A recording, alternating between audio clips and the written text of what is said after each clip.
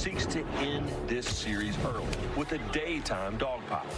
The Big Orange will need all of its big arms and big bats to ignite a season-saving, Game 3 forcing bounce-back victory. We don't know who will hoist the trophy or win. We just know they will have never done it before, and they are ready.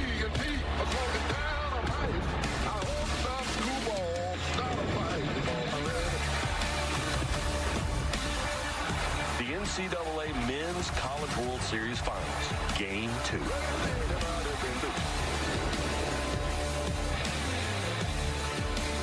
The 2024 NCAA Men's College World Series is presented by Capital One.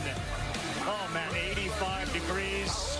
Winner goes to the title for the first time ever if it is A&M. We've got two teams from the SEC, happened a lot, 3 times last 4 years. Tennessee, A&M, both looking for win and title number 1. Tennessee will be the first 1 seed since Miami.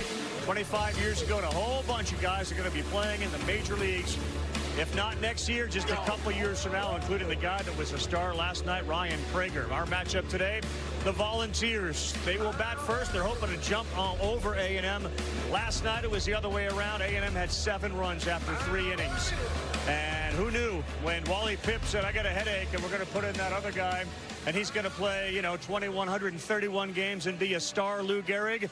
Different set of circumstances for Braden Montgomery, but since he went down, how about Caden Kent? This, of course, Kyle Peterson and Chris Burke. He has been a star. He has. I mean, who would have thought it, right? Caden Kent only 17 starts on the season before the postseason, but in his 5 postseason starts, he leads this team in RBIs. The clutch gene from his old man has definitely transferred to the Aggies' second baseman. He has come up clutch game after game after game. It started with a grand slam in the Supers.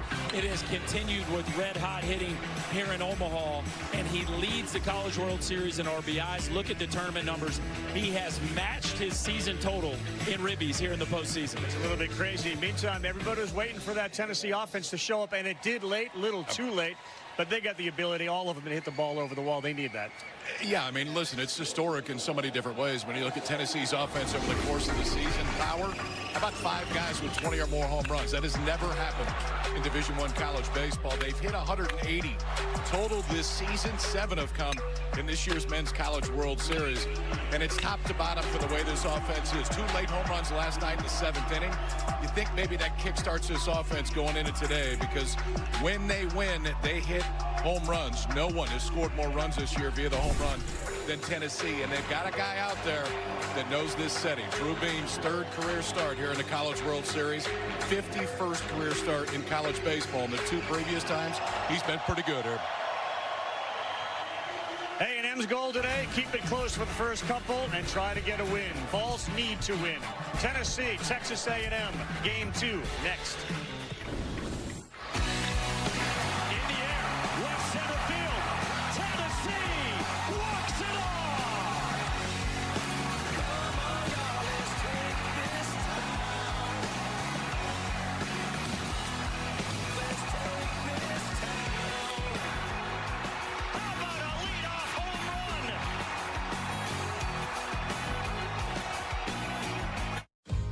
Pet parents can save more this summer at PetSmart with lower prices on hundreds of items store-wide. And right now, save $10 when you spend $35 on select toys. Anything for you. PetSmart. Anything for pets. First, we did the impossible. Then you ate so many of the impossible that we completely ran out. And now, they're back! The footlong cookie is back at Subway. When we say it'll be on time, they expect it to be on time.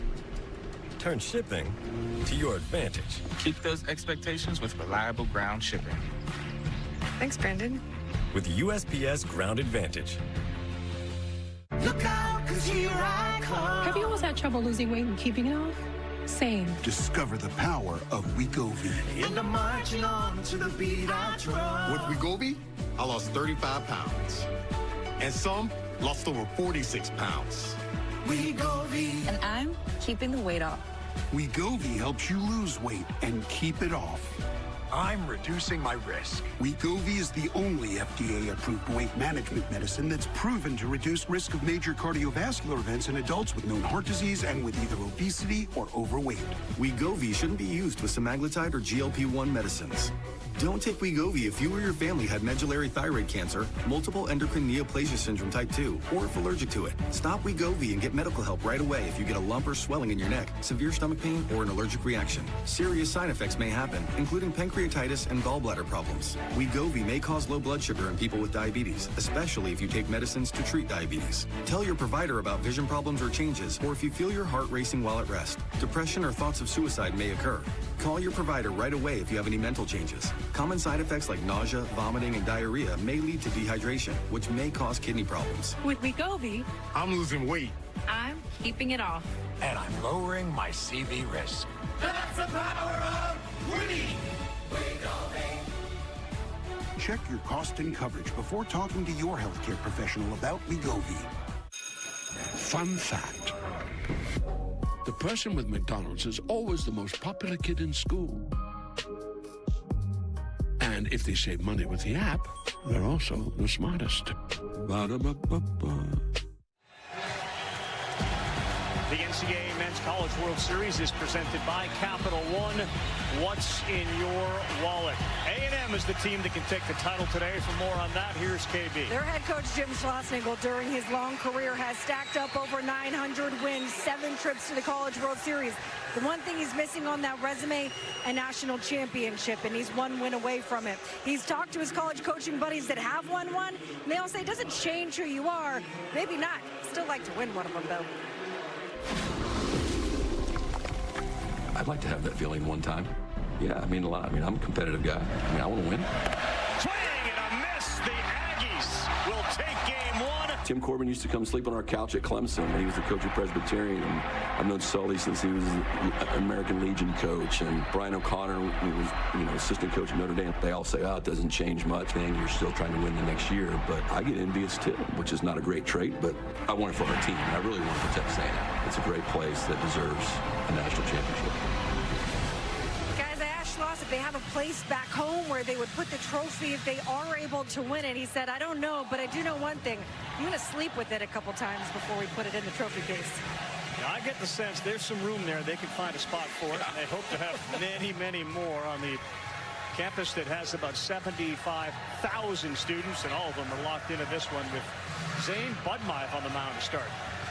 Yeah, so if they're going to get it done today, it's a little unconventional. Zane Budmeyev has thrown 1 inning in the last month. That was a scoreless inning against Oregon in the Super Regional. He has 1 start in his collegiate career. That was in 2020 at Tarleton State. A whole lot of sliders and a whole lot of strikes, and that last part is why they want Budmeyev to go today. If he can get them 6 to 9 outs and they still have a chance, expect to see Chris Cortez come from them. Volunteers batting order brought to you by Capital One. Dreiling and Ensley went back-to-back last night. They went 7 for 10. Moore didn't get a hit. They had 17 strikeouts last night, did the Tennessee hitters. Yeah, A&M pitching staff continues to stay red hot. Tennessee has a knack for bouncing back. Their star, Christian Moore, went 0 for 5. Hasn't gone hitless in consecutive games since April. They are hoping he comes out with a big one this afternoon. They haven't lost back-to-back games since March.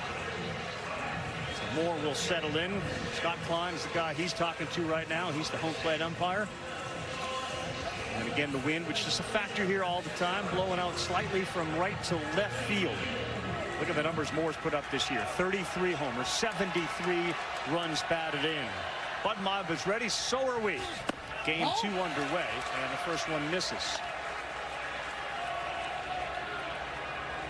Moore in Tennessee very aggressive at the plate last night on an early take.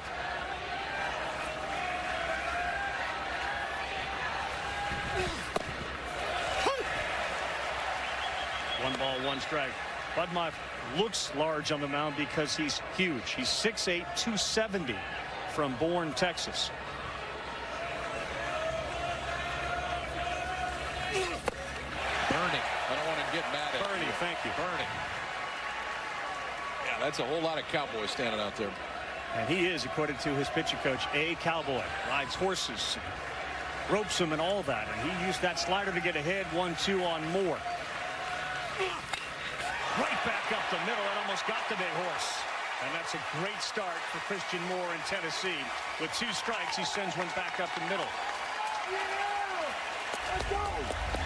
Well, this is their catalyst. A breaking ball that just kind of doesn't dive enough, and he almost wears it right off the pitching arm. Simo gets his chest down, gets his nose down, extends the life of that barrel, and shoots it right back up the box. The start they were looking for from their catalyst after a rough night last night, a rocket to get them going, and now the always dangerous Blake Burke. The rough night, by the way, brought his average from 571 down to 421. He's been terrific here, and so is this guy, Burke, at 474. Swings at the first one, and it's a miss.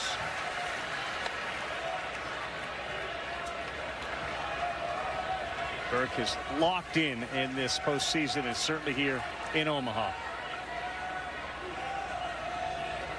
9 for 19, a double, a homer. And that ball smoked to left field, playing really deep. Sorrell, and he's there to make the play to take one away from Blake Burke. 2 fairly squared up baseballs, and that brings up Billy Amick. Talking with Ryan Prager before the game. He was that star last night. He said the one guy who felt like he was a little bit out of his comfort zone was Amick. He is the 3-hole hitter on this dynamic offense. 23 homers this year, 65 runs batted in. Swings at the first one. Fouls it off. So Moore standing there at first base after the leadoff single. I think early indicator, one, Tennessee's going to be aggressive because they think Budbein's going to be in the zone, and early on he's in the zone. First fastball was out of the zone. After that, he's pounded the zone for the most part. He's kind of showing you what the scouting report said it was going to be. Slider heavy so far. That was what Moore singled on the center field. The emphasis that Wiener and the staff put on strike one and getting the advantage in a 1-1 count is massive. Budbine ready on an 0-1. Takes his time and delivers outside. So he last pitched in the game June 9th against Oregon. He went 1 inning and he hit somebody. That was it.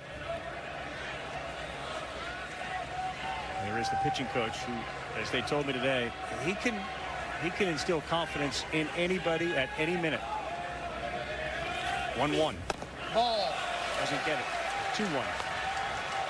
They didn't tell him that he would be starting until this morning. Max Wiener met with them during the scouting report, and he said, listen, this is a big game, and you're a big man. Literally 6'8". He's also described him as, you know, one of the cowboys from Yellowstone, just ripped without the beard. A 90-mile-an-hour fastball inside. And when he told him you're starting today, the reaction from the big fella was a smile. Just a smile. I'm good. They like the heartbeat, man. You've been in college baseball for 6 years. You know how to probably control your emotions in big spots. 2-2 to Amick. Runner goes. And this one is fouled down the first baseline. And it is going to get into the seats. Small was on the move. Well, we talked about the incredible story of Caden Kent and what he's been able to do in the postseason. Budbine really just getting his first shot at making an impact, but 2 appearances in the Southeastern Conference this year and did not make a trip until their second to last conference series of the season at Ole Miss, and he's starting game 2 of the finals. I mean, it's an incredible story that you could never make up.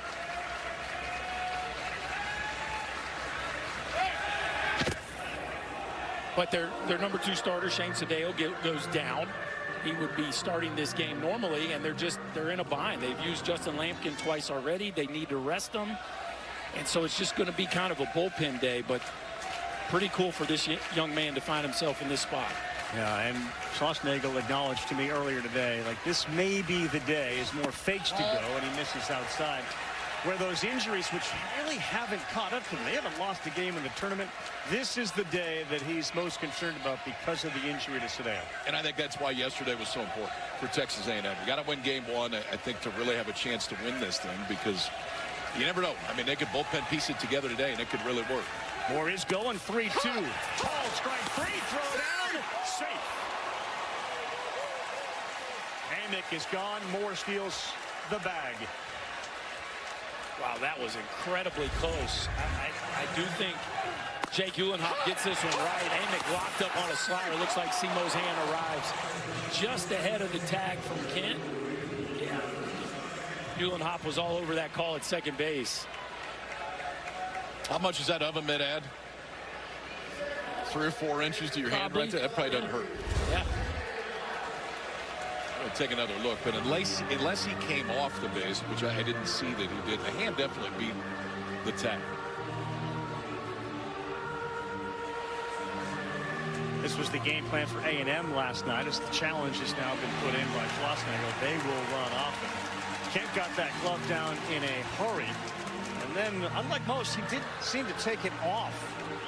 Lifted straight up, trying to show the umpire that he had made the tag, and he got him. All in the field is safe at second base. It was a great throw, too. Yeah. And it was on a slider that was taken for strike 3. So the slider fastball difference might have been enough. That was just slow enough for Christian Moore to beat him. After review, the safe call at second base is confirmed.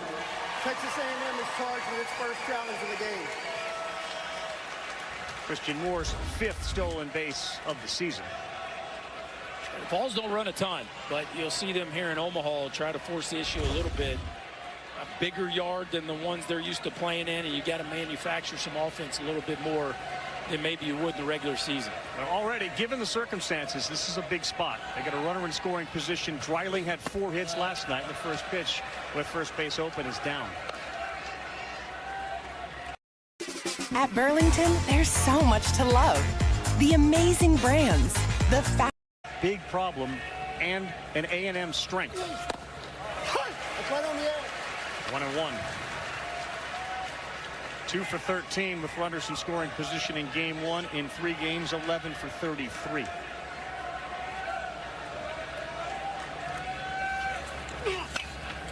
Yeah, it had been a strength until last night, but the Aggies have stayed consistent. Hitters just batting .095 against Texas A&M in the College World Series with runners in scoring position. So, you know, a huge reason why the Aggies are still here is because they have been able to come up with big pitches when runners are in scoring position. Chris Cortez is already warming in this bullpen. It's 1-2 to Dreiling. Just got a piece of it. And Butmeiv has been as advertised. I mean, just filling up the zone with quality strikes.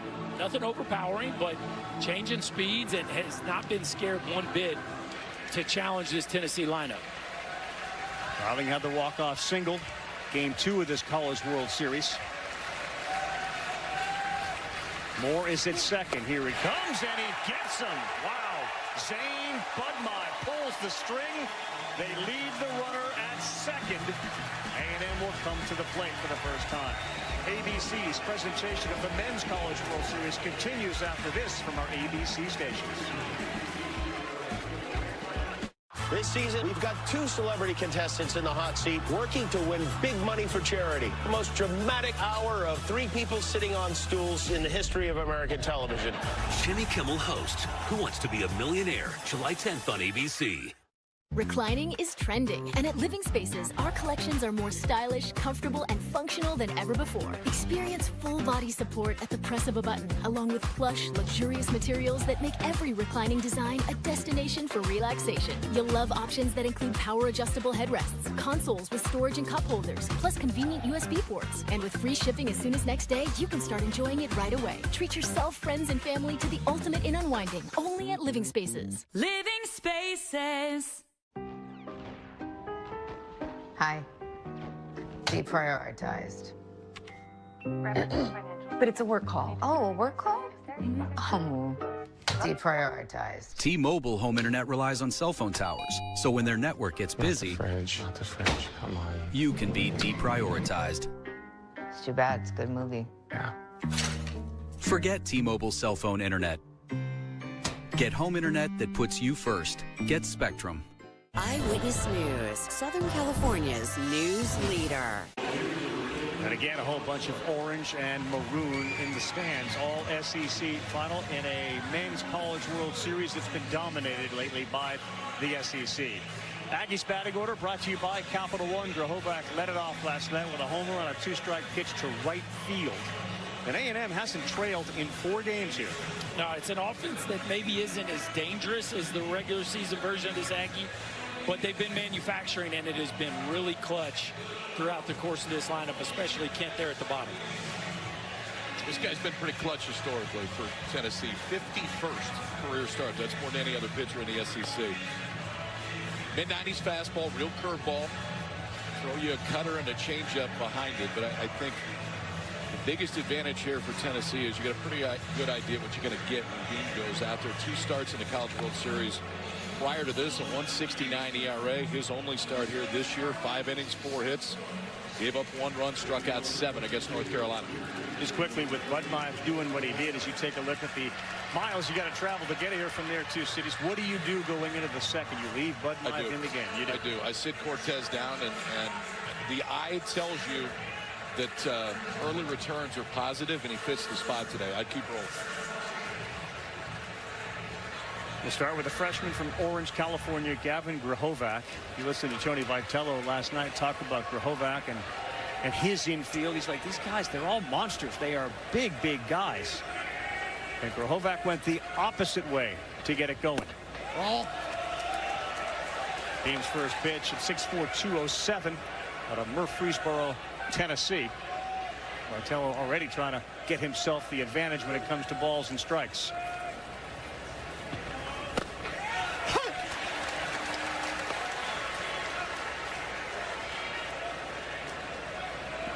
1 ball, 1 strike. High school superstar quarterback is one. QB1, the Sunday starter for the first couple of years on campus. And misses inside. Talk about what the stage can do as well for players, man. He's a borderline, right? 1st round pick. We have a big game today. Slide right up in the draft. That didn't take long. Wow. 3 pitches in, and that's a warning to the Tennessee bench. You could see that coming, couldn't you? Yep. These two know each other quite well. Scott Klein out of the SEC conference.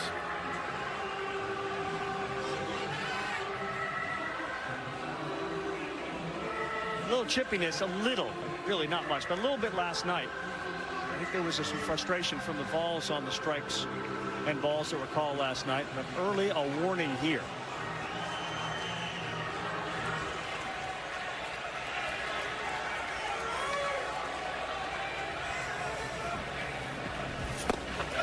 Really good pitch there. A slider. It's 2 balls, 2 strikes.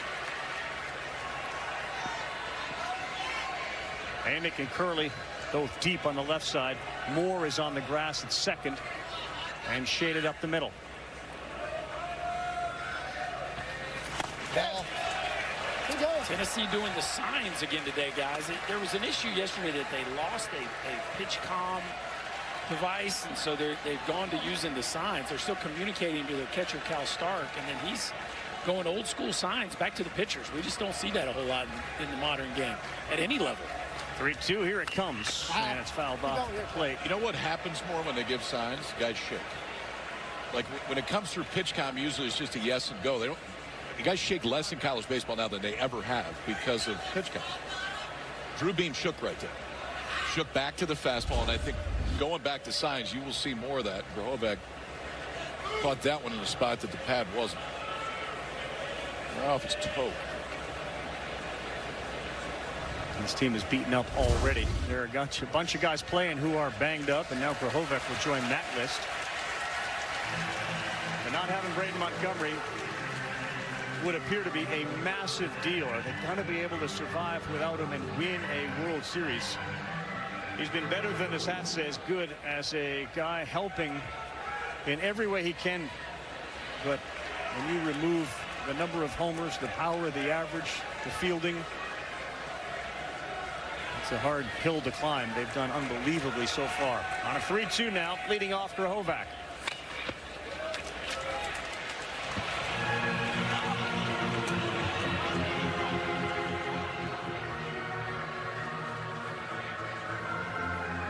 Good idea to take cover, get a little wet towel around your back. And if we do come back tomorrow, if you think it's warm today, just wait. We're going to see some triple-digit numbers here in Omaha on Monday. Popped up. Moore going out, still going out. Tears, who's in right, comes in, and Christian Moore picked it. He just shook his head at it. Did you see that? Yeah. Like, no, man, I can't. I'm good. I'm good. I'm there. This would not have been a friendly collision if Kavares Tears would have hit him full speed. Simo camped assuredly, and Tears would have made the play easily as well. I don't see Tears calling it, so Simo just holds his ground. And that one could have been bad. There you go. Well, signal for talking. They had 3 errors last night, and they cost them. Jace Laviolette, power hitting right fielder, lets the ball 1 away. And Laviolette, of course, he hurt his hamstring early in this series. He hasn't really been the same since. Overall, just an .077 average here in Omaha, and he is 1 for 13. But look at the numbers: 28 bombs, 77 RBI. 3 men on the right side of the infield for Tennessee, and he was a little late on a 94-mile-an-hour fastball. So you talked about it earlier. Braden Montgomery not in the game. Yep. Led the Southeastern Conference in RBIs. Jace Laviolette, one of the most productive hitters in the country as well. Montgomery not playing. Laviolette 0 runs driven in here in Omaha. They're 1 win away from a title. Pretty crazy. They haven't trailed. Yeah. I mean, not only are they 1 win away from the title, they haven't trailed since they showed up in town. That dude has done the heavy lifting without the sluggers' production, and of course the pitching staff has just been nails. Beams 1-2, fouled off.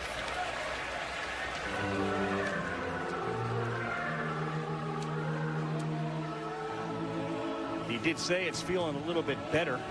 Take a look at some of the guys that have performed well. We saw Kent, we saw Prager. Today's starter just trying to stay cool. 1-2, sign given from Stark. That ball is driven to right, and a no doubt about it, Laviolette bomb. 1-0 Aggies, bottom of the first. Jace Laviolette's 29th of the year, and first here in Omaha.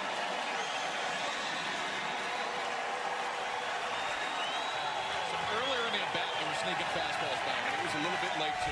Fastball he pitched before this, he fouled off, and then this one, Berkey.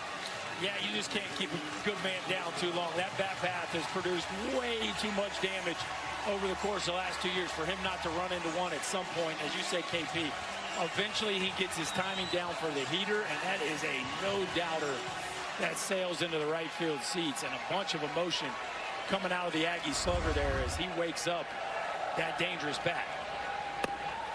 Jackson Appel looks at strike 1.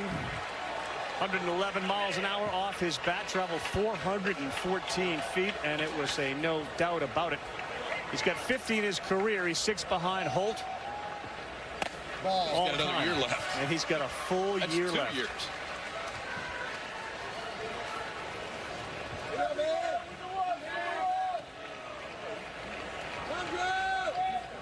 The start, A&M wanted. And Appel goes the other way. That's going to get to the seats. They've got Budmeier now through 1. He's got, and the team has a 1-0 lead. They win today, they win the World Series. And basically, Laviolette said before, even yesterday, like, I'm good to go. I'm ready to run. I'm going to chase. I feel fine. Swing and a miss. See, upped at 94 to the top of the zone. I mean, at this point, if it goes, it goes. Like, summer ball doesn't make any difference. He's not going to get drafted this year because he's not draft eligible. Whatever you got left, leave it here. Berkey, that just had to feel so good for him, though, because I'm sure he's been frustrated, with the injury and the fact that it's affected his ability to hit. They count on him for that. No doubt about it. And even though they've been winning, you know that he wants to be part of the why behind it. And he has walked 5 times. He's been on base. He's scored some runs. But robbed a home run, too. He robbed a home run. That saved the game. Yeah, he's made an impact with the glove. But that's certainly the loudest swing of this tournament by him. 0-2 to Hayden Schott. He's the DH. He's a senior.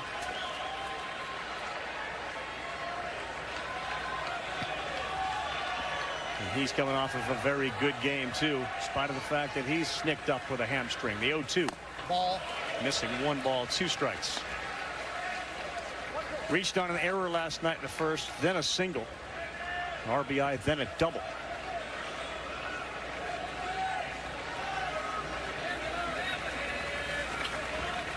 Ball, it's out. Just missed.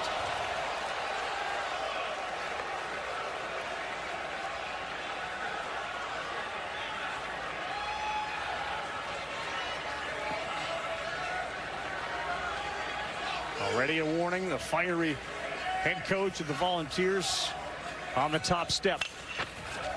And out of play it goes. Part of the story this year with Drew Beam has been his ability to put hitters away. Such a consistent strike thrower. But sometimes the swing and miss has been harder to come by for Beam here, especially against some of these left-handed hitters. Ball, it's out. Tony Vitello grabs some dirt and throws it out of the field. The first him down. The ball is outside. I know that you want it to be called a strike, and I get it, but the pitch is outside.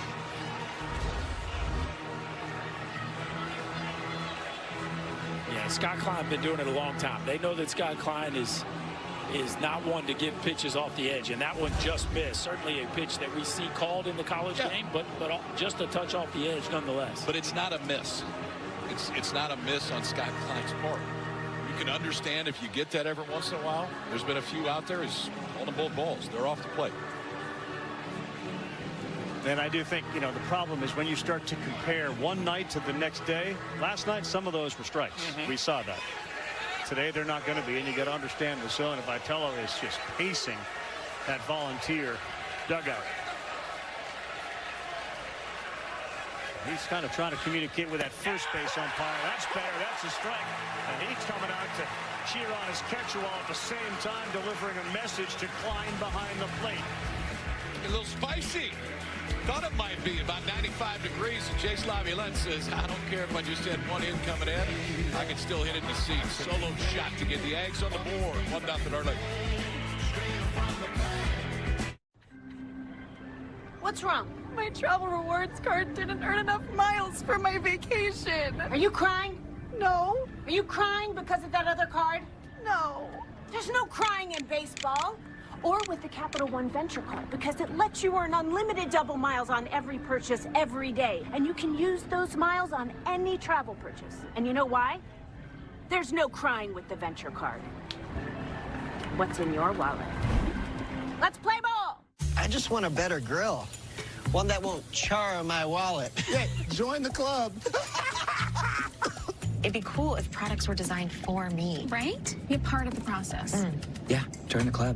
I want a softer, more absorbent bath towel that's also antimicrobial. Yeah, join the club. Yeah, join the club and get exclusive Members Mark products specially developed to meet our members' highest standards. Join the club. Sam's Club.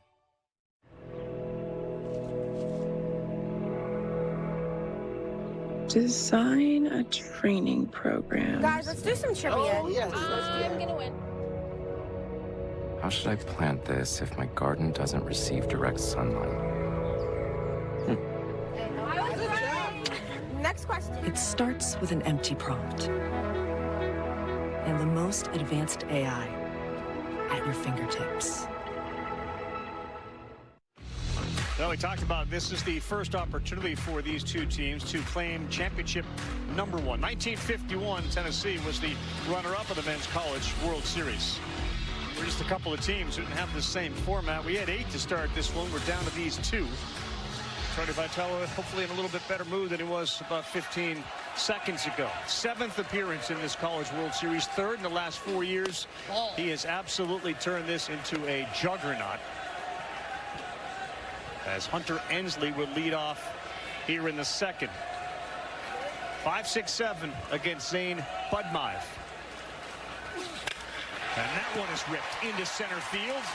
Hunter Ensley, who was a DH last night, now back in the field, and he is aboard. So back-to-back innings, leadoff man aboard. Hunter Ensley stays hot. Had a big game last night with 3 hits. And Gets a fastball right down Broadway, and that is just a rocket. The swing is so short by Inslee. Tough to get the fastball by him, especially if he's on it early in the count. Volunteers center fielder back in the field today, but continues to swing the bat at a very high level. Make no mistake about it, A&M is very aware of the limits that they're going to allow Bud Meyer to throw. They move their left fielder back and to the left for Kavaris Tears. Cortez is up throwing again. He is, and if you're A&M, your ideal situation is you want Cortez in a clean inning. You don't necessarily want to bring him in. He's going to pitch in this game the way that it is right now. But when Cortez struggles, it is the inability to throw strikes, and you know Tennessee is well aware of what the scouting report is. Time. Well, it may not be a clean inning. Yeah. They got the lead. Schlossnagel has already signaled, so we are going to see the most potent arm in the A&M bullpen come into this game.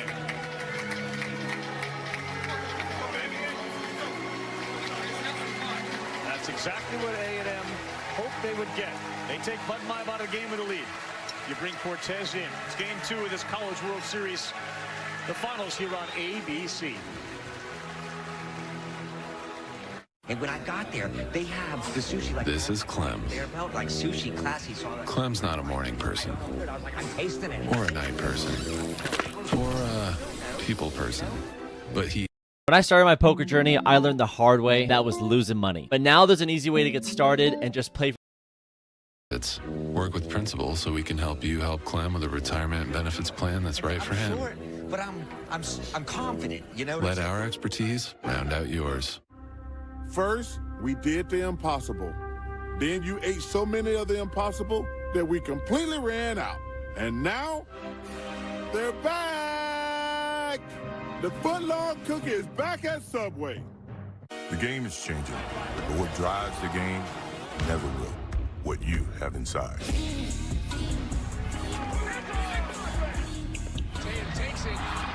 Gatorade, is it in you?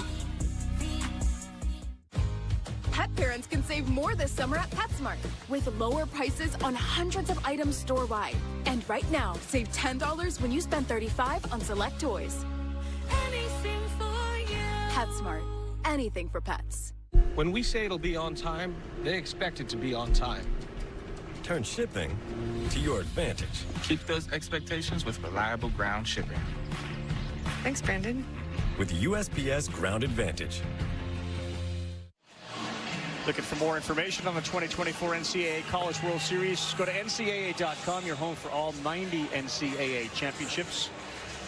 The crew here, all of them affectionately know that bridge right there is the BKP. That's the Bob Perry Pedestrian Bridge. Little extension takes you right towards the stadium, which should be open next year. Just kind of go there to get your mind right early in the morning before the big game, later in the day or at night. That works. All right, Chris Cortez. And what a year it's been for him. So last year, 32 strikeouts. This year, 95 and heading towards 100. Listen, man, this stuff is as good as anybody in the country. 41 hits allowed in 60 in the 30s, punched out 95. Where there are issues is simply with the control. Expect Tennessee to be a little bit more patient now with Cortez in there. Tears ready for his pitch. That is down. Tears has been phenomenal here. A couple of homers, a triple, double, a half dozen RBI.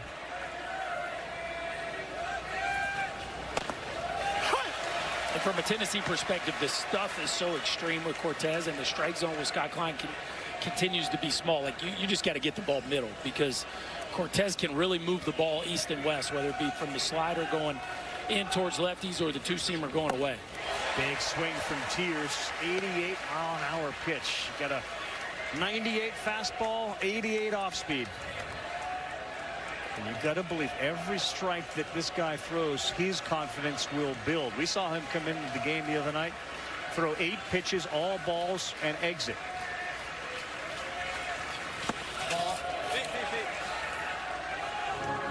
Well, when we talked to Jim Schlossnagel after the fact, the next day or two, when he went out to get Chris Cortez, the discussion was, you're going to be back in there. It's not going to be today, but you're going to be back in there, and we're going to need you. Did not pitch yesterday, so you knew that there'd be a heavy dose of Cortez today if A&M was ahead. 2-2. Tears is gone 99-mile-an-hour with some run. How about 19 inches of run? So that's 19 inches of arm side run. This pitch starts over the plate, and it didn't end up there. And that's at 99. Baseballs don't generally do what that just did. It is not a comfortable at bat. Ended up probably a good 8 to 10 inches off the plate, but out of hand looked like a strike, and it's coming at you right at 100 miles an hour. Cortez had a career-high 10 strikeouts against Oregon in the Super Regional, 6 against Florida in Game 1 of the College World Series. Sticks that one to Dean Curley, the shortstop. Curley, a freshman, 277 on the year. Big kid at shortstop for the Vols. Ainsley off first. 1-1.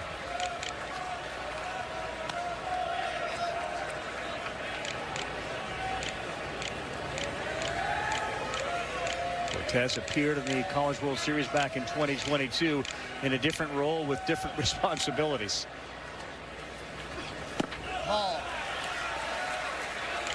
Good take right there. Cortez going to throw sliders a higher percentage of the time versus right-handers than he will fastball. It's a little over 50% with the slider usage. And what makes it so tough is it's 99 with the heater. So to take that pitch right there by Curley, pretty advanced move. Got to get ready for 99, but you know, percentage-wise, 88, 89 mile an hour sliders coming more often than not. 57% whiff rate, meaning a swing and a miss on a slider. Ball. Nice take there. And against righties, 99th percentile, a 60% swing and miss rate. And the average D1 slider gets about 33%, so his is almost twice as effective. And most of that, again, is because you're gearing up for 100. What do you do here? 3-2. We saw the 99 last time up. There is a slider that is hit to center field. And Curley is out as Chestnut is there to make the play.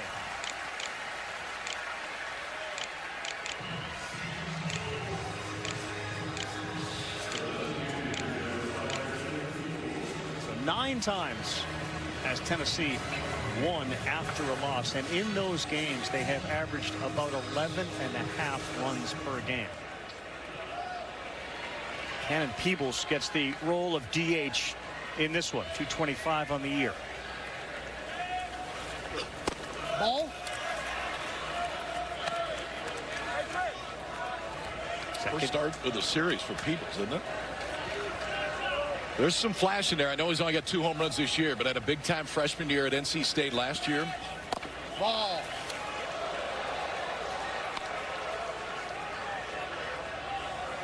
See Cortez, he wanted that, and one of the things that Schlossnagle and the guy there to his left have talked about, shaking that off, moving on to the next pitch. Now he's behind 3-0 to Peebles. Cal Stark, the 9-hitter on deck.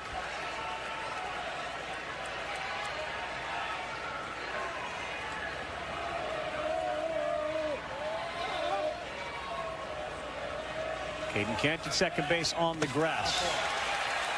And a 4-pitch walk. That's what you get sometimes with Cortez, where it just, the command can come and go. That's a 3-0 breaking ball that bounced in front of home plate. That is a very non-traditional offering there. A 3-0 count to the 8-hole hitter, but it can just come and go with the right-hander. Well, and you saw the head shake after that close call that went against him and was called the ball.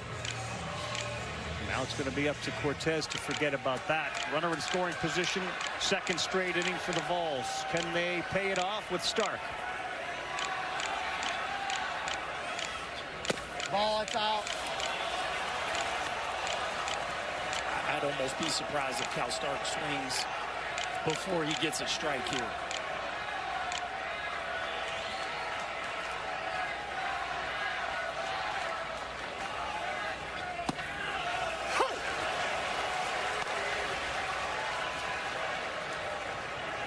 1 ball and 1 strike. Stark 0 for 3 with a walk last night. Thought about it. How about 100 miles an hour heading at your melon? His hand started like he thought it was a slider. I mean, this thing is electric. You start diving out over the plate for that slider, and 100 comes at your nose. That'll wake you up. That's a big pitch. 2-1 pitch to get it back even. 2 balls, 2 strikes.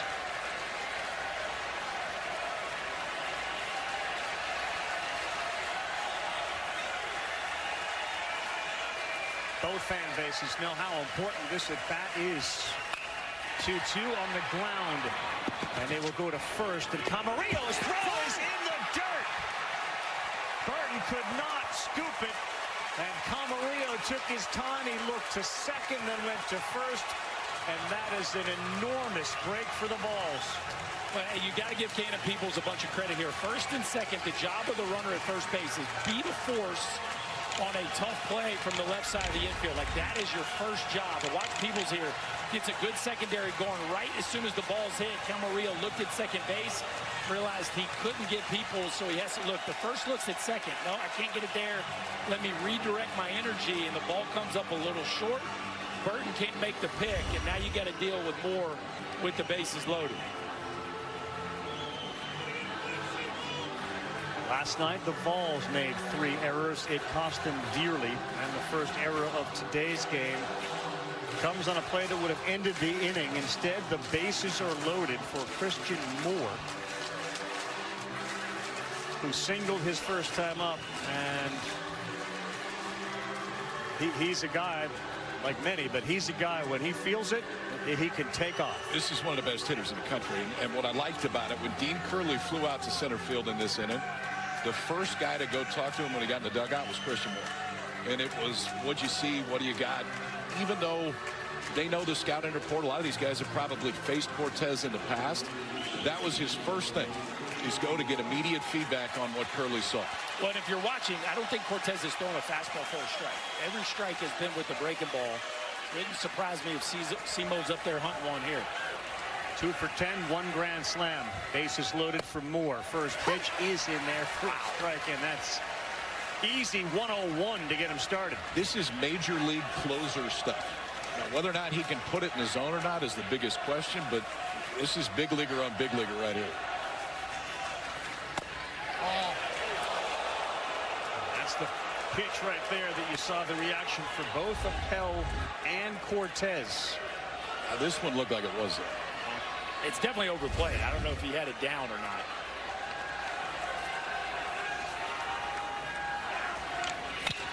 Moore, chopper to second, fielded there by Kent, and they get out of it. Cortez says more, and Tennessee continued to struggle with runners in scoring position.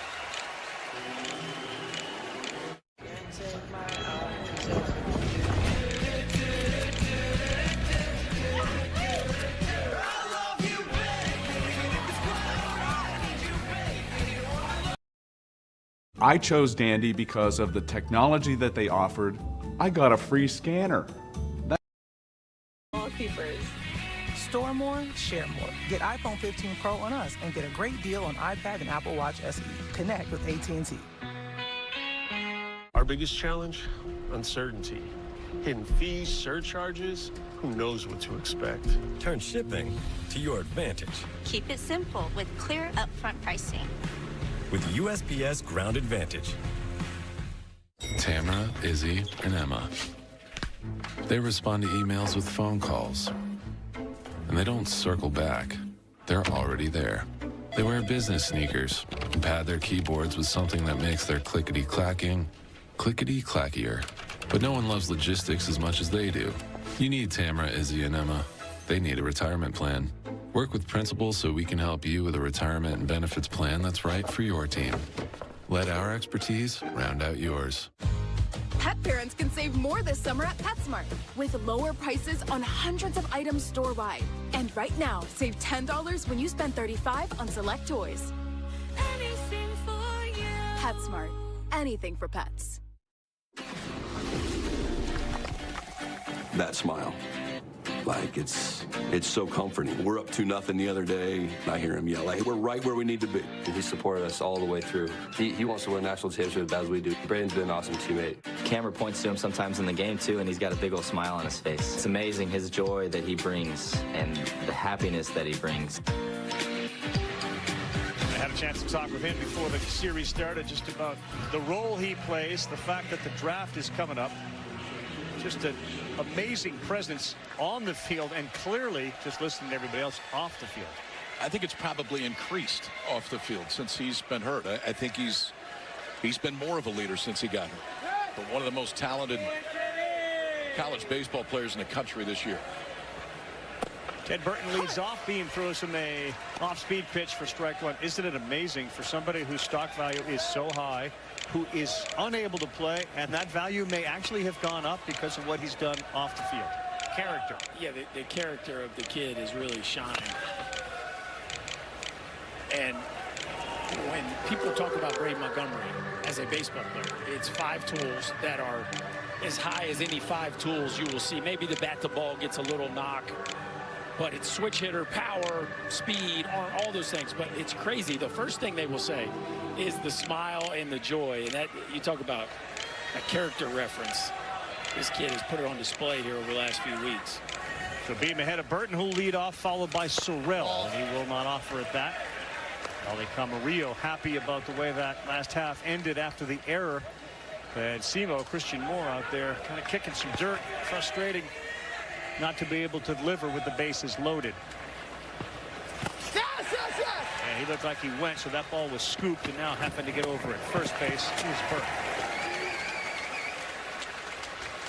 We'll have the MLB draft on ESPN Sunday night before the Home Run Derby and the All-Star game. And according to our draft expert, Kylie McDaniel, you got Montgomery 6, Moore 12. Billy Amick just further fortifying an already incredibly talented Baltimore Orioles system. Prager, Beam, and Burke also on the list. Look forward to the draft. Always a good night for us, and we have a great time doing it. Berkey's ready to burrow into his man cave and start focusing on that once this series is over. Burton gone. Here's Sorrell, and he spins one in there for strike one. Well, it's crazy how college heavy the first round of the draft has become, and this year maybe the heaviest it has ever been, potentially, with so many polished college hitters coming out this year. Chased one up top. Really good pitch from Beam. So he went slider and then 95. Beam has the plus stuff tonight. And it's 94 to 96. He can show you 2 different breaking balls, add some side to side when it gets in a plus count. He did that to strike out Burton.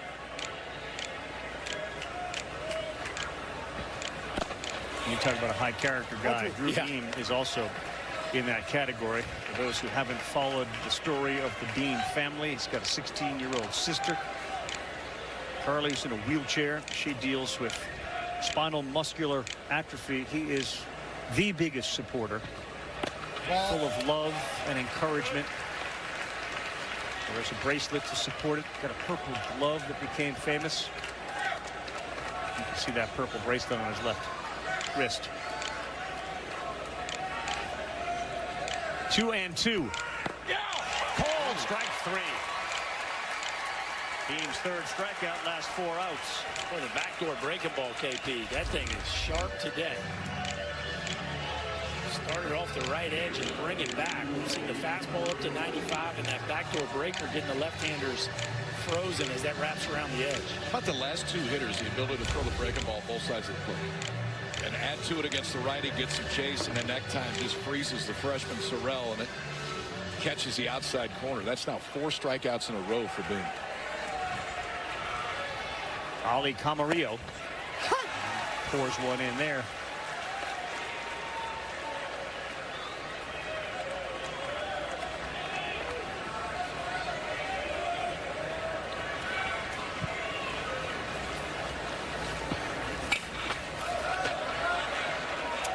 Beam's other biggest supporter, girlfriend Haley. You can see her. She's in the white hat that says Beam. If you're wondering why the Beam hat is maroon and white, it's because her dad Jason is the director of ops for A&M. So cheering for both sides today, I guess.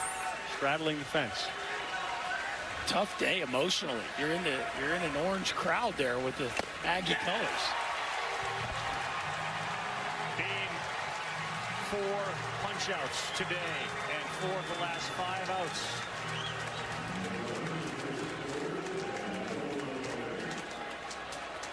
On campuses nationwide, the NCAA is making transformative changes for student athletes. While they pursue their biggest dreams, we're launching new initiatives to help them. Life-changing education opportunities are just the start. The NCAA is providing enhanced mental health services. We're guaranteeing scholarships and tuition and expanding access to healthcare. Visit ncaa.org/change to learn more. It's the 4th of July Chevy Drive event at all 44 Southern California Chevy dealers with huge savings on our entire showroom, including Silverado, the #1 selling full-size pickup in Southern California, and the powerful Colorado. Now during Chevy Drive, get $7,350 total value on this Silverado when you trade in an eligible vehicle. That's 14% below MSRP. Or get 1.9% financing on all 2024 Colorado pickups. Hurry to your Southern California Chevy dealer.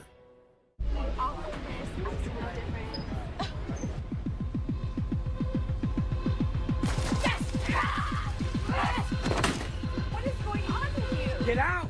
Andy! Get out of my room! Get out! Andy! You're not lying. I didn't say anything. Yes, you did. What did you say?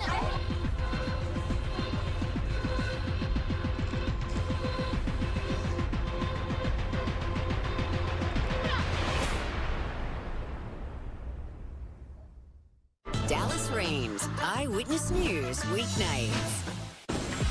Bryce Harper, the Philadelphia Phillies superstar, Tennessee resident now, rooting for Tennessee in the College World Series. There's a big-time relationship. Max Scherzer with the Nationals, buddies with Tony Vitello, introduced him to Harper, and Harper is all on the Tennessee bandwagon, a big-time supporter of that guy right there, Tony Vitello, and his program.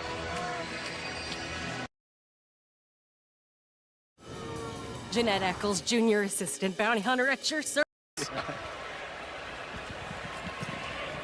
Cortez for his pitch, misses badly. Get the middle of the order, Burke, Amick, and Dreiling. And Drew Beam set down 5 straight via the strikeout. And the dugout cooling off. He's been incredible. Stays 1-0 for a Tennessee team that has had opportunities. That's down 2-0.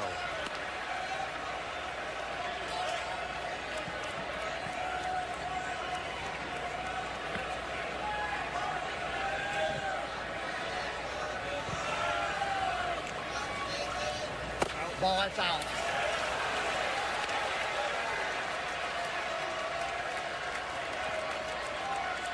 They got the leadoff man on the first and in the second. They left him loaded in the second.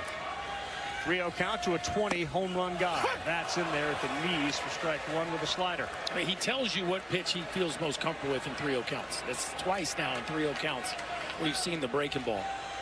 Still more balls than strikes, but boy, did he deliver against Simo with the bases loaded. Ball 4. Missed really badly there, and it's ball 4, and the leadoff man for Tennessee is aboard. And just given the offensive production the Vols have had, man, you're playing with fire, aren't you? Yeah, you are. The walk is generally not a good idea against this offense, but Cortez has got the kind of stuff that is so electric. He can get, whether it be a double play ball or strikeouts with runners on base. Certainly not the formula, though, that you would draw it up if you've been Schlossnagle. Amick struck out his first time up. Burke can go. He's got 11 steals. Not going there, and there is a strike. Think about all these breaking balls. Yeah. He had Simo with the base loading through 3 straight fastballs that were just painted at 101, 100. Like that. Boy, it does. It comes and goes, huh? Yeah, it does. And I think it's the toughest thing with Cortez, because when it's there, they don't hit it. And the stuff is just that good. 2 outings ago, he went 89 pitches against Oregon. That's the most he's thrown in a game this year. Call, strike 3. He went to 101 on the corner and painted. Got a backdoor two-seamer at 101. Just not a lot of people on this planet that can do that. Freezes Amick right there. Leadoff walked and a strikeout to follow. Amick struck out twice last night, and then he seemed to warm up by getting on base 3 times in a row. Got a couple of punch outs, and here's Dreiling. Ball. They trust Chris Cortez with game 2. Bring Oshin back in if they have a comfortable lead late. Otherwise, they're going to game 3 if they're down, and that's a good pitch on the corner. But right now, it is 1-0 A&M. A win for Schlossnagle gets him and the program their first championship.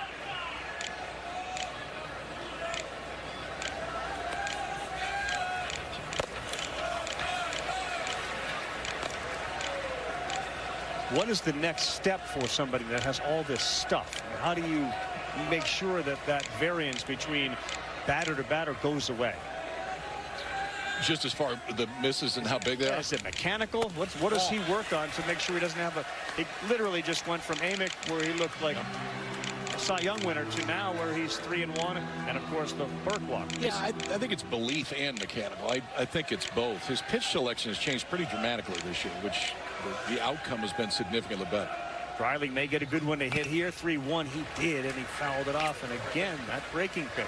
I think some of it too comes just with innings. I mean, this is the kind of guy that he's going to get an opportunity in pro ball to pitch on a schedule. He's going to get a chance to pitch with length if that's how they decide to use him. But it might be till he's 25, 26 till he finds the consistency. But whenever he does, he will be in the big leagues. Full count, Dreiling. Right back to him, Cortez. And he threw it a little wide, so they'll just take the one out. As Camarillo and Cortez, you could just kind of tell the way that unfolded. I got to make sure I get one and I make a good throw. That's a nice job by Camarillo. Don't get sped up. Turn yourself into a first baseman. Cortez turns the fire, and there's a lot of fireballers that have a hard time throwing to the bases. See, he yanks that one. Camarillo, just catch the ball. Catch the ball, get that first out, keep the runner out of scoring position. After Nate Yeskie left Arizona to join Schlossnagle's crew at A&M, that's when Cortez followed him. He loved Bluebell Park, saw the sign that said Omaha, and he knew this is where I want to go. And there's a knee buckler right there.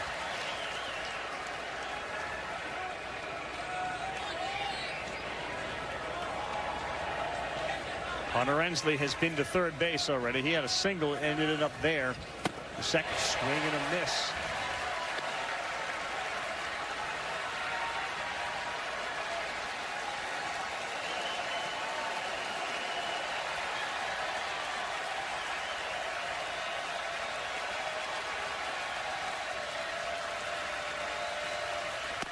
He chased it.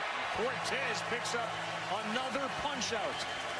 He wrote ACE, ACE under the bill of his A&M baseball cap, and right now, so far, he looks like one.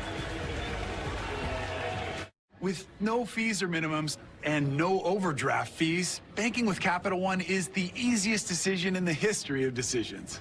Even easier than this. There is no war so hateful as a war between kin. I mean to fight this war and win it. I will not be thought weak. I wish to spill blood.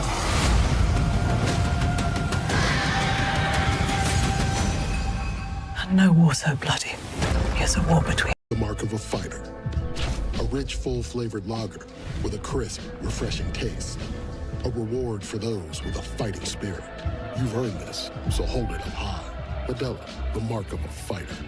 All new Subway wraps are packed with delicious ingredients and a pillowy lavash wrap. Finally, a refreshing lunch that tastes amazing. Perfect for pro athletes like me, right? Can I finish? Try all new wraps from Subway today. This July, the ball's in my court. I'm hosting the 2024 ESPYs. Watch me ace it live. The ESPYs, live. Thursday, July 11th on ABC. True or false? I'm co-hosting a new trivia game with Gino Rodriguez. True. True or false, it's coming to ABC. True. You don't have to be a know-it-all to win it all. was my line. Gina. Here he comes, Caden Kent, the second baseman, having an outstanding breakout. Oh, is that Caden Kent or Clark Kent? Find me a phone booth or a baseball field. 282 at 14, and since the tournament has shown up, he's gone all Superman on us. And instead of tugging on his cape, he's been a hard guy to pitch to. Incredible average. He will lead off, followed by Chestnut back to the top. Beam locked in with 5 straight strikeouts.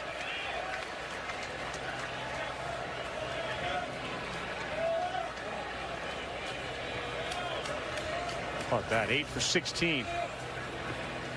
Ball. Just seeing it real well, you can tell, huh? 17 starts during the season, and he's had 5 in the postseason, today being his 6th. And right now, I'd say he's the favorite, at least one of them, to be the MVP of the College World Series. 2 balls and a strike. You saw his dad, former major leaguer Jeff Kent, his mom Dana, right there. Jeff has been, for the most part, controlled in his emotions. Mom had a bubble machine going and will cheer and get off the seat. He did get up after the homer. And this ball is off his fist. It's a tough play, and that's the way it's going for Caden Kent. He got jammed, and he ends up on first with an exit velo of 59 miles an hour off the bat. It finds grass. Well, when it's going good, Carl. And this is right here. How about pull your hands in and just by whatever means necessary. Slosh talked about it. He's a bit of a free swinger. And this ball looked like it was going to hit him in the sternum. Somehow he keeps it fair. Dumps it into shallow right field, right inside the foul line there. And now 9 for 17 here in Omaha. So the 9-hitter is Chestnut. See if he will square to butt, try to move Kent up. Way in at third is Amick. I would expect some sort of action here from the Aggies. They almost had him, and Burke's pointing right to his dugout. Oh, that was an A-plus move right there by Drew Beam, KP. A-plus move, A-plus pick. Burke is really good at that, man. He gets on the glove side, and that tag gets on so quick. The quick feet, I just don't know. The throw is a touch high, but you're right. A snap tag. I think he's out. Oh, if he hit him in the ribs, he's out. I think he's out. You think he got him in the ribs first? I do. Because if he didn't get in that, he didn't get it. Yeah. Yeah, I think he's out. That was a really good look, and our first base umpire was right there. And Sean Rackus down there at first base. Call is safe. Is there enough evidence to overturn it? Last review may be the one that does it.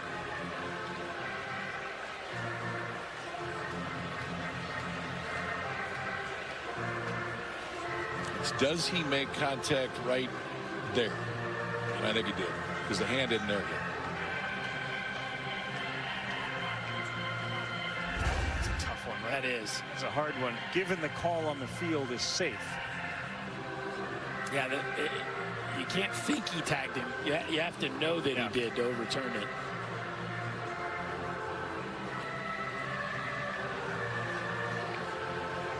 And it's easy to freeze it at the moment where you think the contact is made between glove and uniform body part. It's an impossible angle to tell if there actually is contact. Either way, it'd be a big play if they do get him. They erases the single by Kent and continue the review. Oh, that was the look right there. That After was. review, the safe call at first base will be overturned to out. Yeah. Drew Beam pumps his fist and his leg after he picked off Caden Kent. Look at Dad. Look at Dad right there. Dad not happy about this one. Of course, Drew Beam is. After 5 straight strikeouts, a career high, by the way, for Drew Beam. After 51 starts, 5 in a row, Caden Kent gets a knock, and that's just one of those deals where, especially if they're bunting you over, you just don't need to be too aggressive with your lead.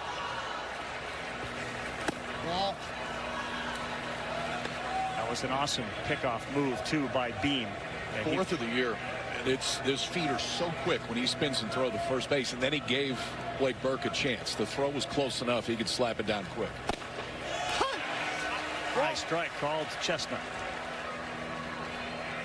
Talk about it a lot. Playing other sports, obviously a great quarterback. You got to have those feet that avoid having those arms wrapped around your legs. He's got quick feet. 1 and 2. Yeah, quick feet and a quick release. It's always interesting too. Some of these pitchers, like the arm action as he's pitching, isn't necessarily what you would call a short arm, but then he can go short when he needs to get a pick off.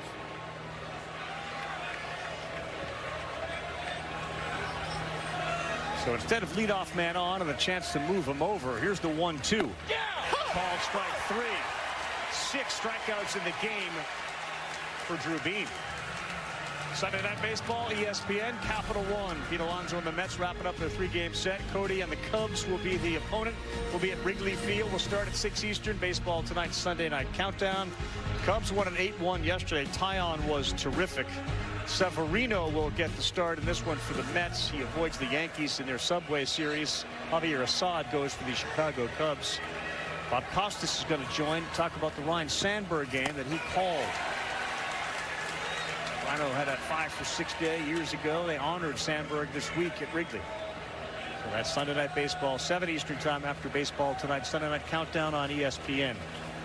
0-1 to Grahovac. That is inside. Chris Budden will talk with Schlossnagle coming up in the next half. I'm going to need a lot of that today and even more tomorrow if we're back. Grahovac went. 1 ball, 2 strikes. Well, I wasn't sure about this one live. Yeah, that barrel passed his hands for sure. 1-2 from Beam, a strikeout machine right now. He picks up number 7. Wow. 10 hitters, 7 punch-outs for the Tennessee Ace. He has his A+ stuff going here early on. This home-style chicken salad wrap from Subway, this is how you do it.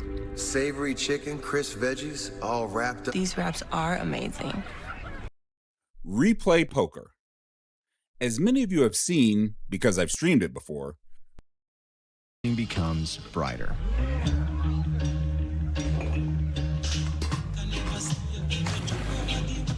Crafted with Valencia orange peel and coriander, Blue Moon is made brighter.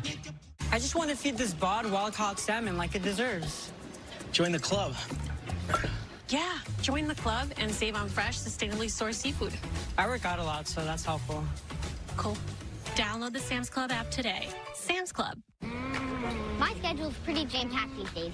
I've got 2 free birthday parties on Saturday, and Sunday, that's my me time. How's that look? Works for me. Works for me. Welcome back to the Men's College World Series presented by Capital One. Joined now with Jim Schlossnagle. I want to take you back to the beginning of the game for Bud Mai, for him to have not started a game in 4 years, give you a shutout inning. What did he show you today? I mean, he threw enough strikes. He threw a split there to the last hitter to get us out of the inning. He gave us what we needed. We're hoping for a few more extra outs, but can't get greedy. What do you need from Cortez going forward? Yeah, man, if he can just, it's the same thing. If he can just find his fastball, just throw his fastball in the middle of the plate, just enough to keep him off the breaking ball and not give up free base runners, he'll be fine. But we can't give up free base runners and win baseball games. Offensively against Beam, as you guys will get up second time through the order, what adjustments do you guys need at the plate? We have to make him throw his off-speed pitches for strikes. We swung at pitches outside the strike zone in there. Drew's a really good pitcher, though. He's tough. Appreciate it. Thanks, Scott. Thanks, Chris. Jim Schlossnagle, his assessment of what he's got to get from his guy. He got that 101 mile-an-hour fastball that's got enough movement on it. It's really hard to square up, to set up that off-speed. See what he does with the first one, and he misses off-speed. It'll be Tiers, Curley, and Peebles.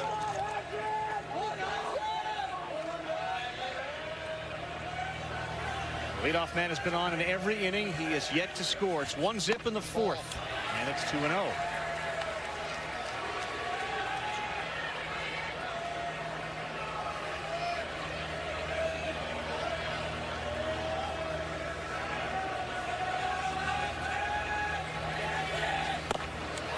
Look at that movement, man, on that 2-seam. That is amazing run. Just a 2-0 get me over fastball at 101. That's all. 19 inches of run on it.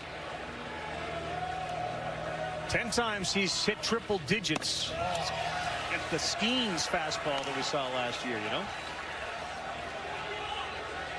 Except this one moves a lot more. Velocity similar, movement is more than you'll see with Skeens. But behind 3-1 to Tiers, who's a threat to hit it over the wall. He did hard past the dive of Kent. And that slider was right in the center of the plate, and for the 4th consecutive inning, leadoff man on for the Balls.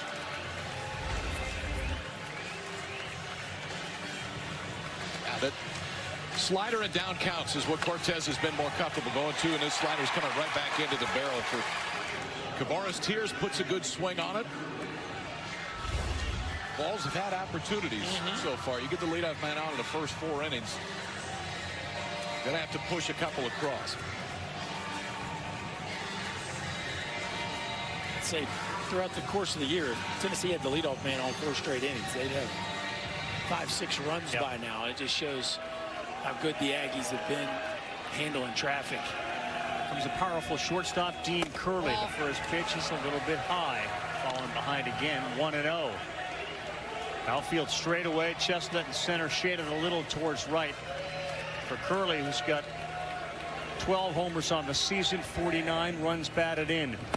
That's in there for a strike to go 1-1. This is just routine 100-mile-an-hour fastballs. Yeah, I thought Schloss's answer was interesting too. Like, just throw it down the middle. Just pick the middle and let it go. And if it ends up on a corner, so be it. There's so much arm side run, you almost feel like you need to set up to the glove side if you're Jackson Appel. Let that fade play.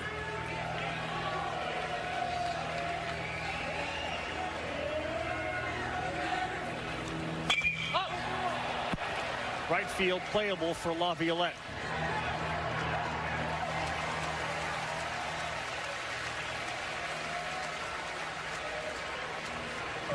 Each time a leadoff man has been on, the guy immediately behind him has made an out. First 4 innings.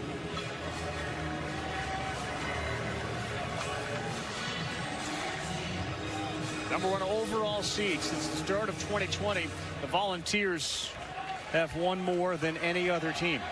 Their winning percentage, .780. Number 1 in the nation the last 5 years. It starts.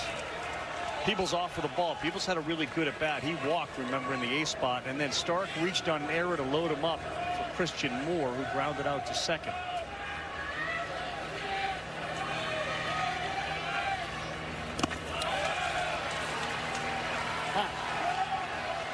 The one thing you sometimes forget about with guys that have this type of stuff is how hard it is to catch them. I mean, you got to trust the guy that's sitting behind home plate when the stuff is like this, because it is moving all over the place. And Jackson Appel is one of the better ones in the country at controlling the staff. And that one. The inconsistency, Berkey, for a hitter. What does that do? Because a lot of guys pound the strike zone, so you know going up you're going to get a strike. What is it when the pitcher's not so consistent? To me, I would take till I got a strike almost no matter what. I just think you want to make Cortez prove each and every. It's like you can't even find him falling into a rhythm, because each hitter, it feels like it comes and goes. So, and then the other thing is that the evidence is overwhelming at this point. When he needs a strike, he throws a slider. So the stuff is so good, you almost feel like you have to be on one or the other. And in hitters counts, it's almost always been slider. Let's see what he does on 2-2. He went fastball down. Check the flags in center field, and all of a sudden that wind, which was kind of blowing gently out to left, is now blowing straight in from center field. Field may play a little more difficult. And with a 100-mile-an-hour fastballer, Chestnut is shaded towards left. Just missed. That is a close one. Ball 4, isn't it? I think it's ball 4. There you go. Again, a 3-2 count. He goes to the breaking ball.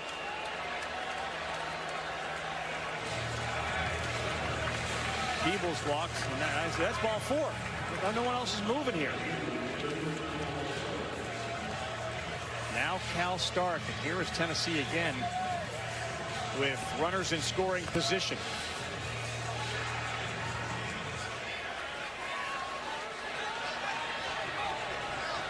Oh for 3 in this situation today. Overall 3 for 14. Who's coming up with a big hit? Stark fouls off the slider. Stark, a senior out of Knoxville, Tennessee.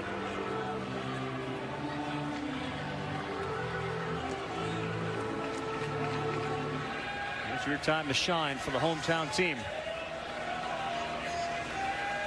Tears with a good lead at second.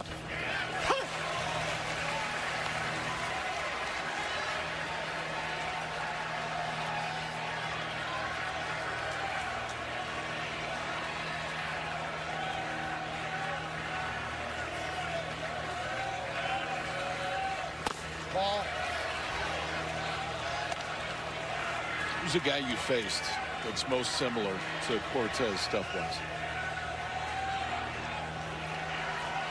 100 with that much run. There's not many. Most 100 guys are forcing guys. Ooh. Wicked slider. Stark is gone. There's the second out. Yeah, I think that's, you made the point well, KP. You don't see this much horizontal break on a guy throwing 100. Now this is the nasty slider right there, and you get a look at how much he can make the ball go different directions. That's 16 inches going the other way. So we've seen 20 or 21 going arm side. That's 16 inches going away from the right hand. And here you go. This is already in a bat with the bases loaded, and now Christian Moore up with 2 guys on and 2 outs. Let's not forget Moore hit for the cycle in the first game here. And then he added a double. Ball, that's out. And that's ball 1. All fastballs last at bat, and then another fastball here to start this one.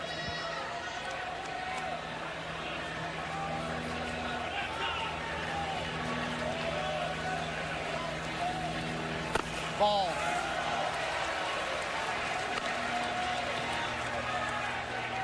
And regardless of the wind, Moore can hit it out of any part of this ballpark. So can that guy. That guy can too, as he said earlier in the week. It is me against the pitcher, and I plan on winning every one of these battles. He held up there. That's a good take. Like last night, he was kind of swinging at that pitch. So now it jumps 3-0 to Moore. That was a check swing. Tears is at second base. Peebles is at first. Ball's trying to break through here in the 4th. He will load him up for Blake Burke.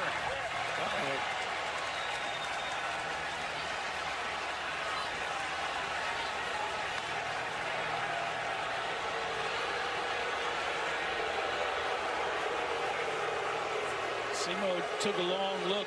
Chris Cortez after the breaking ball on a 3-0 count.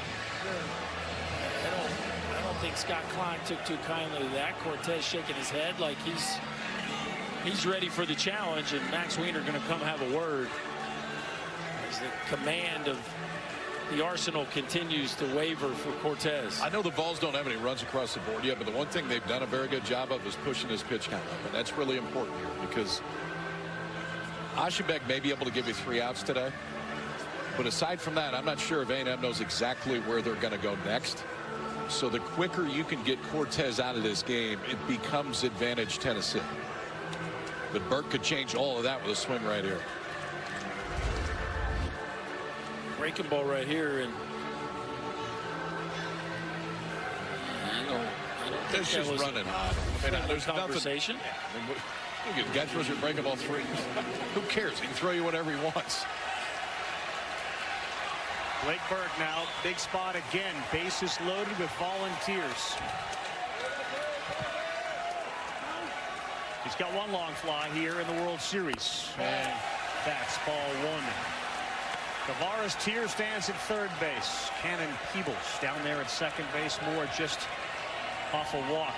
Cortez, 4 strikeouts, 4 walks.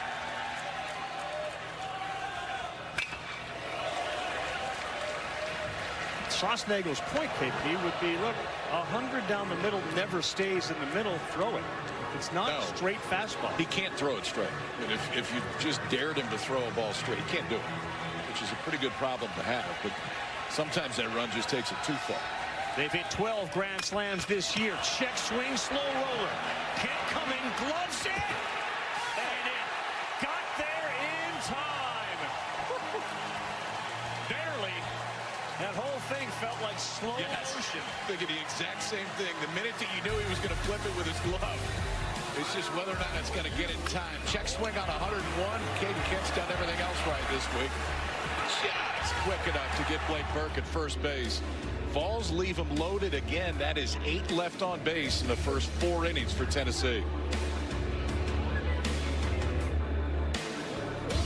For years, they competed against each other. But every 4 years, they take on the world. It's illegal to drive while high, and you risk getting a DUI. Don't drive high. Just got our new minivan delivered from driveway.com. It'll be perfect timing for our other special delivery.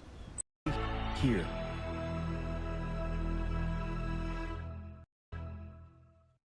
I'm John Morgan of Morgan & Morgan. If you've been injured in a car accident, call America's largest injury law firm. For over 35 years, my mission has been to deliver more for our clients, to deliver more for you. Morgan & Morgan, for the people.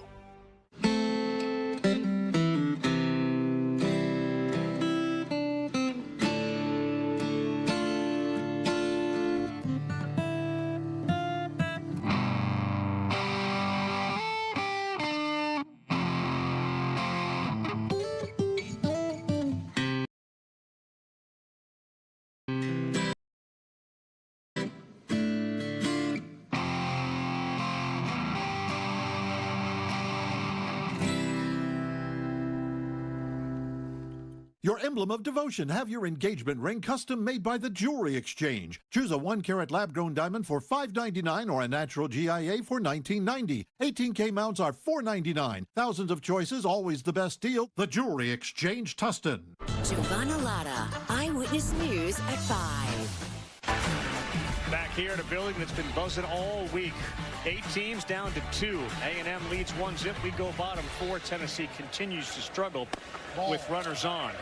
And the best version of Drew Beam has been on the mound for the Volunteers. He's got 7 strikeouts. They'll get Laviolette, who left the yard. Appel and then Hayden shot. Good change up there, and it goes 1-1. I don't know that I've ever seen a hitter stay as still as Jace Laviolette does in the box. I mean, most hitters try to have some rhythm. They try to have some movement. It is almost statue-esque up there for Laviolette. Boy, he got sawed off there. The only other guy, I think we had this conversation, Corey Seager is very still when he stands there with that bat. Yeah, I would say it's Seager-like. I was talking to Schloss about it. They've tried to loosen him up a little bit. It's just not comfortable to him. But it's a pretty rare ready position to be that still. Beam looks for strikeout number 8, and he will not chase. Fascinating, isn't it? 29 home run season right now, a 300 batting average, near 80 RBIs, and we're trying to change things a little bit. No, we're not trying to. It's just an observation, Carl. We're not coaching. That's outside. No, but didn't you say Schloss? They're trying to get him to be a little looser. Well, they have through the last couple years. Just because again, it's rare. It's so outside the box to see somebody that still. Count goes full. What will Beam throw? 3 on the right side of the infield. And he missed. Moses Alou. Another very still hitter. Well, the streets of downtown will be busy if they're all going to be here for another one tomorrow. If necessary, Game 3 of this 2024 Men's College World Series will be tomorrow night at 7 Eastern Time on ESPN.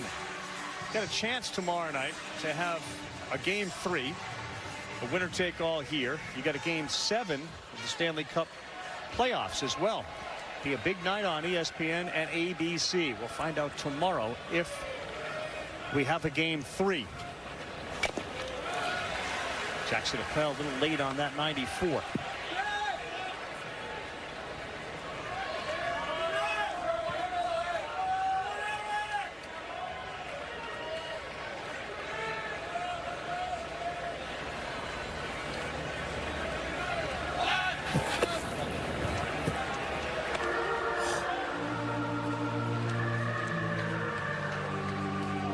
Laviolette's not going anywhere. I mean, it's about a two-step lead off at first base. If the hamstring's healthy, that could be a different situation. But here, it's more station to station when he's out there. Oh, that's out. 1 ball, 1 strike to Appel, who grew up as a middle infielder, now obviously behind the plate. He acknowledged he used to have a Buster Posey fathead on his wall. There's a lot of kids that had a Buster Posey fathead on their wall. 1-1 popped up, shallow left. Dreiling is there. And an easy play for Dylan Dreiling. Appel is out. Well, Drew Beam is, from a stuff standpoint, probably been as good as he's been all year today. Fastball mid-90s to start. The breaking ball that the right-handed hitters, especially for A&M, just have not been able to hold off of. And you heard Jim Schlossnagle talk about that earlier. His season high in strikeouts is 9. 7 right now. Just 2 outs recorded. Aside from that, the 1 pickoff. Here's shot. Good swings at the first one and fouls it off. Yeah, most he struck out in an SEC game is 8. He struck out 7 of the first 10 in this one. I think to your point, you said it earlier. Drew Beam has had games to where the first time through the order, I mean, he looks like he's going first 5 picks in the draft, and then the stuff can go a little bit.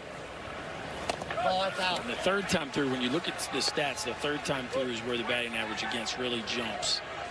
And you wonder too, KP, you could speak to this, like when you've got your A+ stuff that this good this early, do sometimes you run out of gas sooner? But you know the adrenaline was high today. I mean, he knows exactly what's on the line. Shot on the ground. That's a great play there by Burke. He goes to second. Wow, Blake Burke with a terrific play at first. And he threw to Curley, a tough throw too.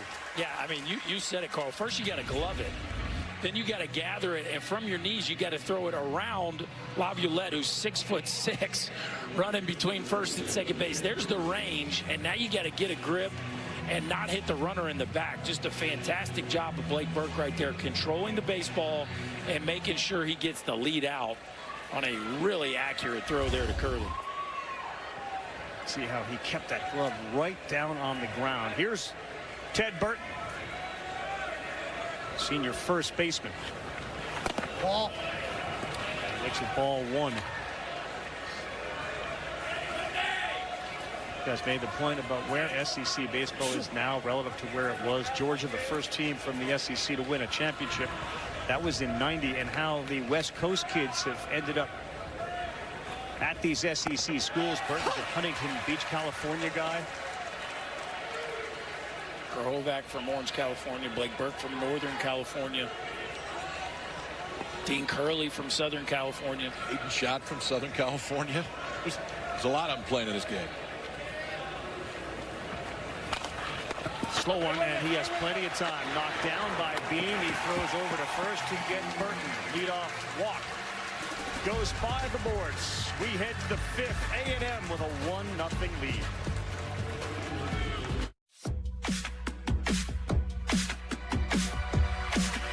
If you love to travel, Capital One has a rewards credit card that's perfect for you. I swore I'd never use my power again. But only I can solve and prevent. A world of possibilities with Capital One. What's in your wallet?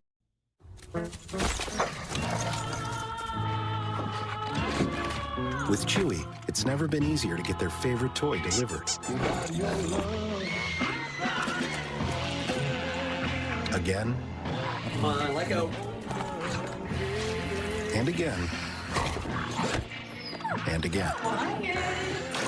Good luck. Get whatever they love delivered right on time.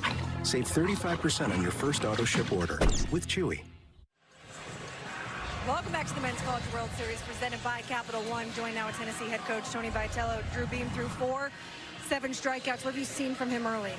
He's been competing the way he typically does. I mean, he's been the model of consistency for us, and sometimes it's a little better, sometimes it's worse, but you know when he goes out there, he's going to compete the way that you want your guys to, and he's turned himself into an excellent leader as well.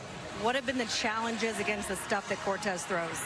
You know, I mean, the fastball is obviously pretty firm, and the slider is a good pitch when it's in the zone, so our guys can't get caught in between those two early in the at-bats.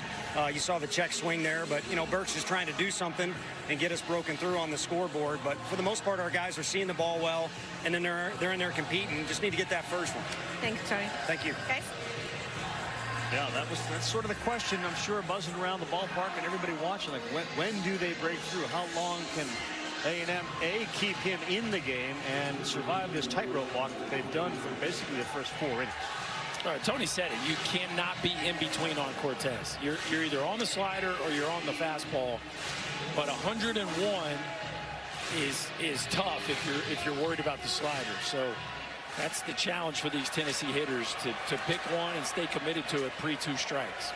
Billy Amick leads things off, and that first pitch is down, ball 1. Amick driving Ensley, 3-4-5 for the Vols. Has he thrown a fastball under 99? He's been 99 to 101 since he came in. There's that very tight slider when it's right, and it's now 1 ball and 1 strike. And we had Kentucky here earlier. They are a terrific defensive team. Burke at first base, 3.6 runs saved at first defensively, and he swallowed up that last one. There's a good fastball at 100 miles an hour. Pretty simple. We're on ABC. Maybe a whole bunch of people haven't watched the College World Series. It's a challenge in hitting a 100-mile-an-hour pitch, Chris. Being on time and making sure you don't expand the zone. I think starting on time and knowing that you can arrive to the ball in a good hitting position if it's a strike, and then still giving yourself time to discern ball or strike. That's the challenge, because you have to get it started a little earlier against 100. 2-2, and Cortez. This one is a foul ball off the foot, a little delayed call, and now they do call it. Now, all these guys have seen velocity like this, but do you remember the first time you saw somebody who actually, the first time, not machine, that threw 100 miles an hour? What was your reaction to it? Well, I think the first time I saw 100 was Joel Zamaya in big league camp, and he almost hit me in the nose. So, you know, you find out how bad. Questioning things in your life. Why did I choose this again? Why? You start figuring out how bad you want to make it in that game when somebody throws 100 at your face. And Zamaya occasionally, regardless of the fielding problems that Tiger bullpen had eventually, he could throw it up there. Yeah, and you know, Double-A to me is the first time, especially at that time, where you saw velocity on a regular basis. A lot of the bullpens were at that point in time starting to throw relievers with triple digits, and that became more of a normal thing. But now in college, these guys see it fairly regularly. That ultimately is what led David Ortiz to retire. I mean, I really remember having a conversation with him. We walked around Fenway. There's a lot more in that bat. You know, in David Ortiz fashion. Are you crazy? Like, you look, everybody come out of bullpen for 100 mile an hour. I'm done. I don't need to do this anymore. I'm done fine, thanks. Are you crazy? I don't think he had much left to prove. 2-2, 74th pitch. Amick fouls another one off. And this is a good sign for the Vols to keep battling and get Cortez pitch count up. Yep. Just keeps going north. 89 is his high this year. That was against Oregon in the Super Regionals. Went 5 2/3, struck out 10. 9th pitch of the at-bat upcoming right here. Plenty of room in left center with Chestnut shaded towards right field. Amick 23, another one of the 20 home run guys on this team. They called the ball on the pitch, but you check first, and he is punched out. You've done such a good job in this at-bat of forcing Cortez into the zone, and then gets a slider that's off the plate. Did we? I don't know there. I mean, it's close enough to go either way, but it's definitely not an absolute.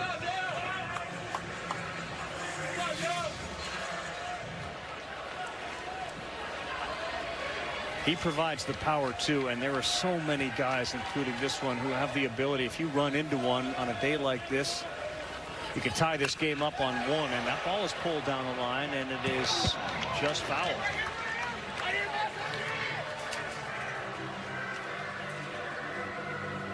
Yeah, they send plenty of guys up there that can tie this one. It's pretty remarkable the way that Cortez has navigated around all the walks.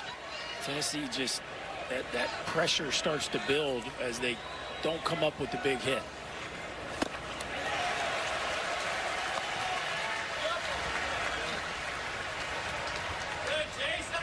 Talk about Caden Wilson, the lefty. Tennessee hits lefties as well, if not a little better than they do righties, as that one is down. But talking with the staff, they like the left matchups against the Volunteers, the A&M guys do.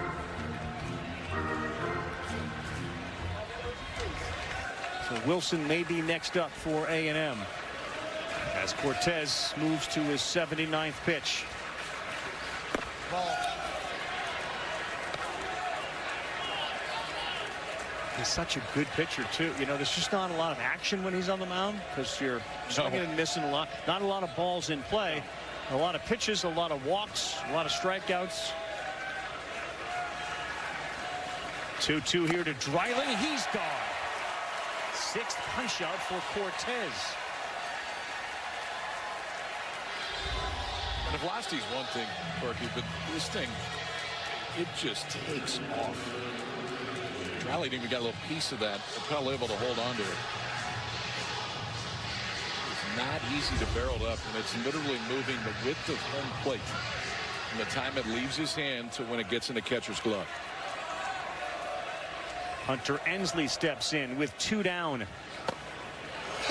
Strike one, another one at a, I mean, 80 pitches in. Yeah. I'd say the stuff hasn't ticked down. Not at all. Since he's trotted out there. 101 miles an hour on the last one. Ball.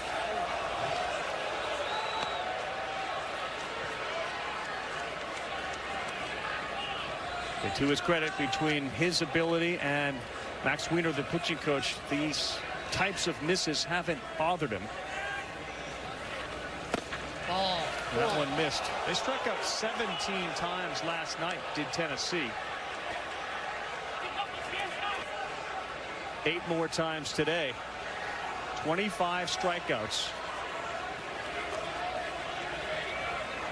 for the Vols against this A&M staff. 2-1 to Ensley. And this ball is to left off the end of the bat. Cortez gets through it again. Bottom of the 5th, midway through, A&M up 1-0 with a chance to win it all. Look out, 'cause here I come. Have you always had trouble losing weight and keeping it off? Same. Discover the power of Wegovy. In the marching on.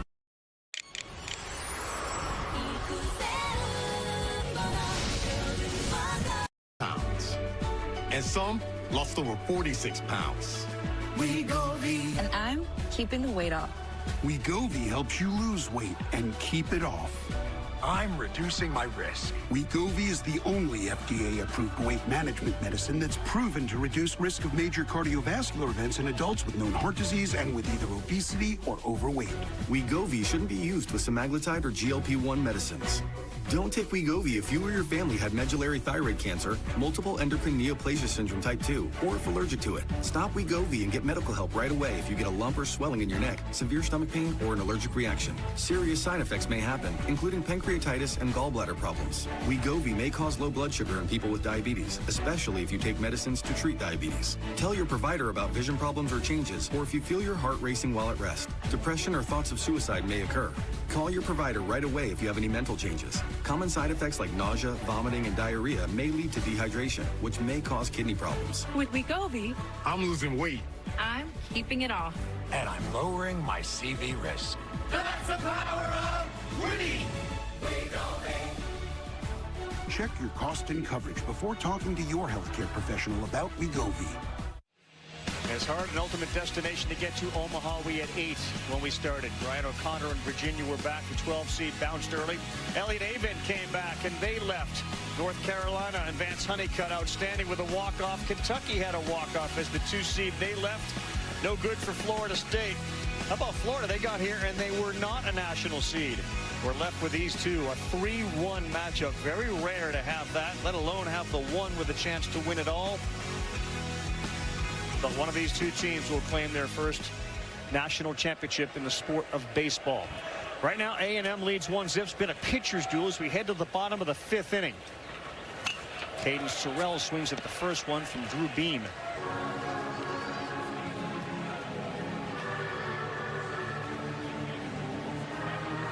Cortez and Beam both have been punch-out party for them. Beam, it's been a little bit, didn't strike anybody out in the last inning, and that one misses. Sorrell, Camarillo, both strikeout victims, and then Caden Kent, who reached, of course, because it's Caden Kent and it's the World Series, on a bleeder over the first baseman's head.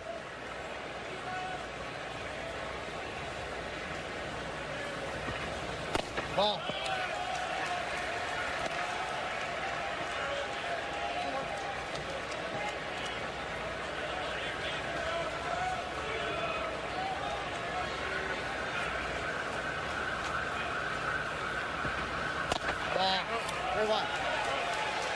Three balls and a strike, close to the edge, but an advantage now for Sorrell with Camarillo on deck.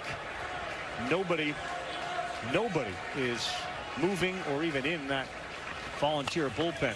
A little squiver on the infield, a lot of spin. The fielder throws safe at first base. Curley, and that was an absolute cue ball. Curley backhanded, didn't get a chance to get Sorrell.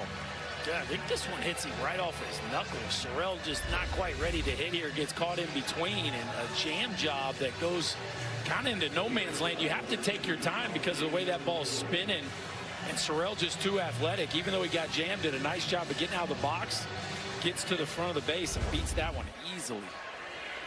How about the last 2 hits he's given up? To Kent and to Sorrell. They would have splintered with bats, both of them. Each team now with 3 hits. Here's Camarillo.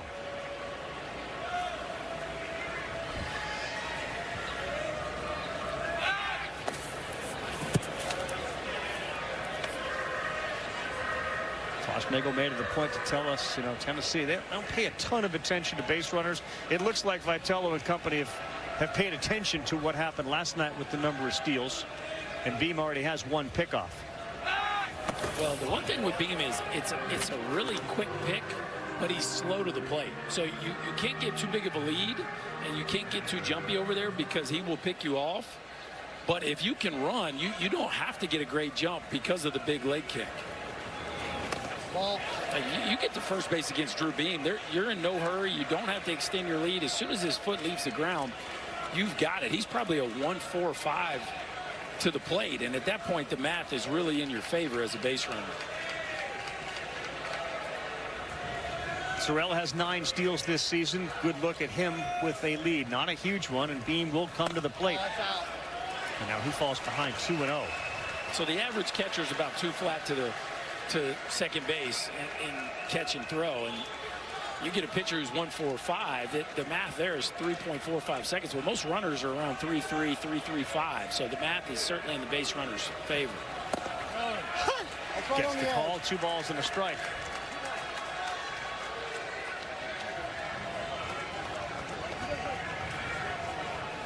Shortstop for the Aggies. Made it all the way to the Little League World Series. And here he is, the biggest stage in college.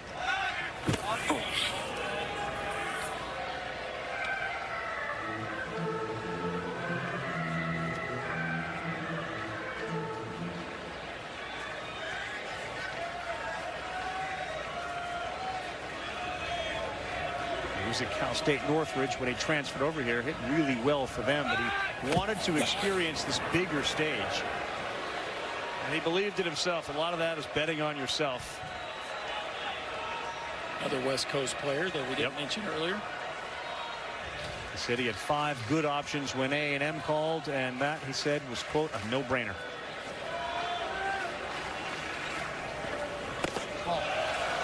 Three balls and a strike. You wonder what the impact of Sorrell at first has had on Beam. Starks going out there to slow the whole thing down a little bit for him.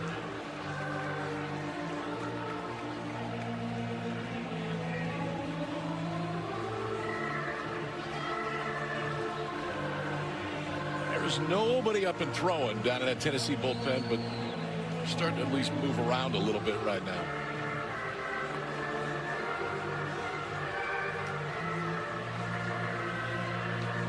Caden Wilson, the freshman left-hander, was up and throwing last inning for Texas A&M. That's Aaron Combs down there in the Tennessee bullpen.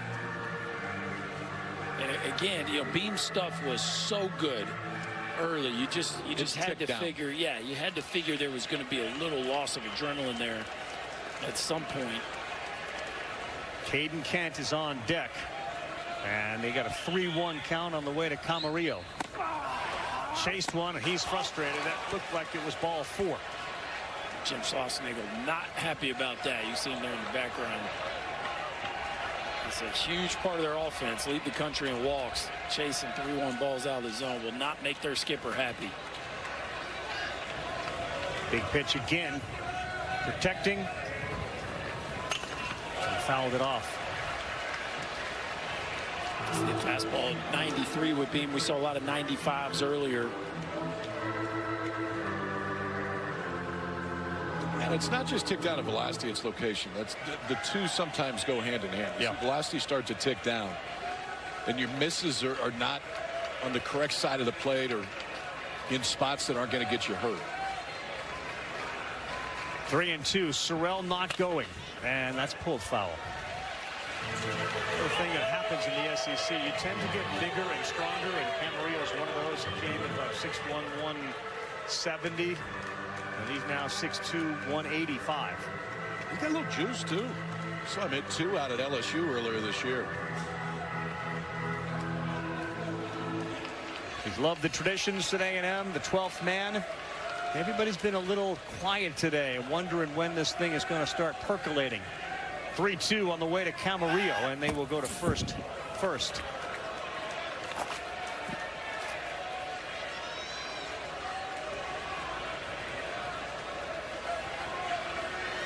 So Combs has now started to throw with a volunteer black. 3-2 to Camarillo. Nobody out. He sends another souvenir to the folks here. See the scene in the hotel lobby last night. A&M won, both in there, and they got all their arms around each other singing the fight song. You literally couldn't move through the lobby. It was not an easy route to get to the elevators when you got in. It was impossible. You couldn't get there. It was like a chain.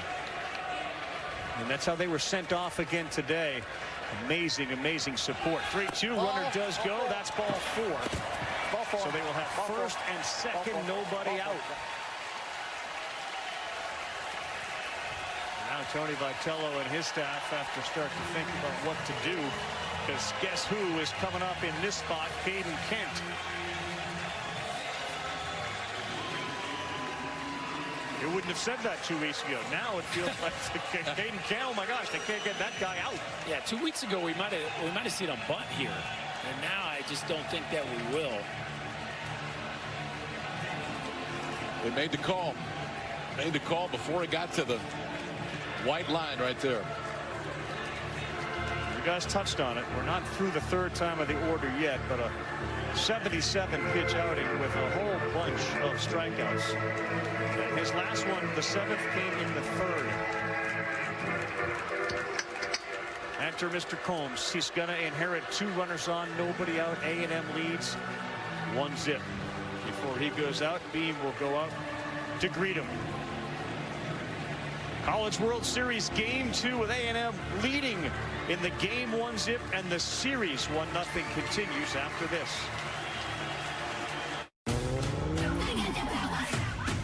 This is the moment. I'm gonna fall in love, and I'm gonna do it my way. I feel more TSA PreCheck has always been a great option for travelers who want to save time and enjoy smoother trips. And now, enrolling in TSA PreCheck has options too.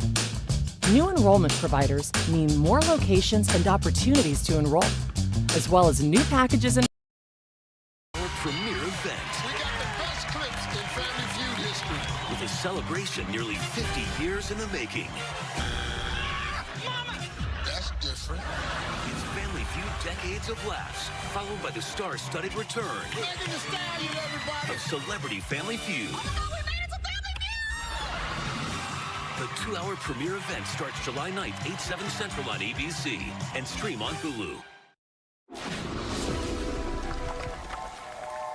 My dad talks a lot about hitting with runners in scoring position. Money lies in the RBI. When your moment comes, there's another level of focus.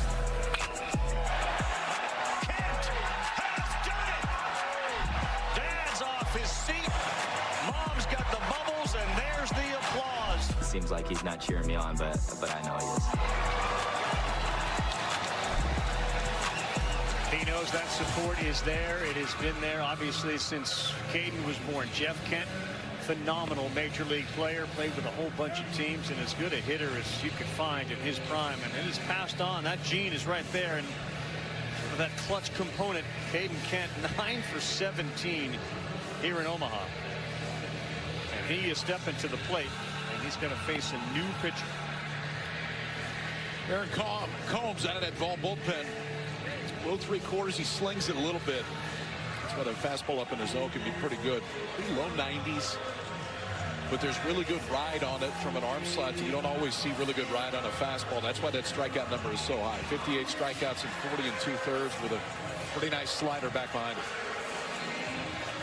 You don't have Montgomery. He's out. Laviolette, who homered, of course, has been dealing with a hamstring. There may not be a better guy for A&M, one they want up in this situation all of a sudden than Caden Kent. Single today. He's got runners at first and second in a 1-0 game, and Combs ready for his first one. And that had some salt on it, 94 miles an hour. That's that one that just stays there. Cortez has a ton of run. It'll move off the plate for Combs. His really good drive through home plate. How good has Kent been? A .273 batter, runners in scoring position during the season, over 500 in the tournament. And he pops this one up. Might be playable in foul territory. Stark going over. No one's going to get there as they got real close to the wall and the dugout. And another life for Kent. Well, you know, this is one of those deals where everybody's trying to sell out to make this play on a ball that's kind of equidistant from all three players. Oh. And you just wonder if I think Combs thought Stark didn't see it, and then Stark feels Combs there at the end. And Kyle, we position players tend to like you guys to kind of get out of the way in situations like that. We would like to make an out is what we're looking to do, and whoever happens to catch the ball, it remains just one out. Combs thought he had the best chance to get it. Go get the baseball. Equidistant out of nowhere, by the way. Yeah. Wow. Good pull. Dialing it up. 0-2 to Kent. See if this extra life gives him a chance. 0-2 from Combs. Got him. Good pitch and a big pitch from Combs to get Kent. And there's that breaking ball. And you know, you're expecting high fastball elevated, so you're guarding against that. And then this one just has enough velocity difference to get him a little bit out front, and enough down action at home plate to get Caden Kent to swing right over the top. Given the fact that he was 9 for 17, now 9 for 18. What a huge out to have no contact even. And now Chestnut before we go back to the top of the order. Tennessee anticipating a bunt right here. Blake Burke really playing in at first. Ball 1, no indication there from Chestnut that was going to happen. Remember, Kent last time in this situation, he was at first and he got picked off. Chestnut never had the chance to get the bunt down, and then he struck out. Burke backed up a couple steps there. Now here he comes. A&M's, and they've only got 5 sack bunts the whole year. They don't do it very often. And you know, Chestnut has not had a great offensive College World Series, but it does go a little bit off brand for what they've been if they did lay it down here. First time in a while A&M has had a chance. That's just off, and it's 2 balls and a strike. And for all the tightrope walking Cortez has done, if A&M can push a few more across, it certainly changed the way that Schlossnagle and Wiener think about how we're going to roll through the rest of these innings. 2 balls and a strike. Outfield fairly deep in there. You can see that reaction by Chestnut. It's just hard to convince yourself that that pitch where it starts is going to end up back in the zone. It's an atypical stuff look from Combs based on what his arm angle is. The ball reacts different than most to throw from there. 2-2, and there's another one and another big punch out. Aaron Combs getting the job done for the Vols in relief of Bean.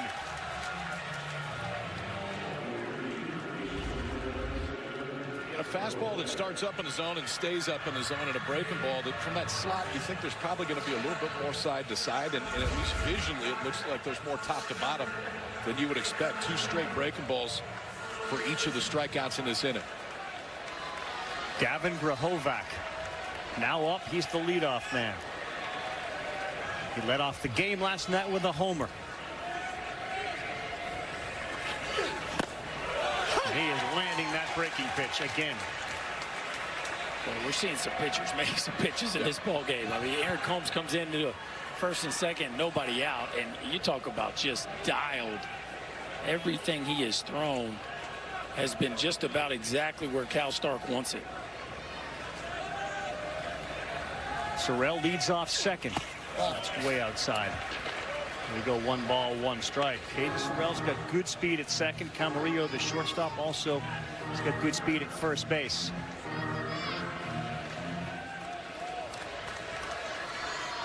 .23 home runs on the season for this guy, Grahovac, just a freshman.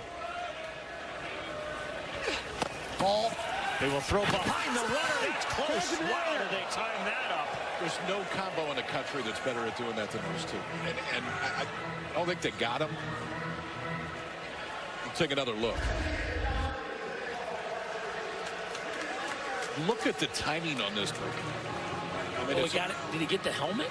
If he gets the helmet, I think he's out. I think you're right. I think he got the bill of the helmet before that right hand got back in there. I mean, it is start from the knees, a seed down to first, and in stride, Blake Burke catching it, dropping the tag down. And you can see the bill of the helmet move.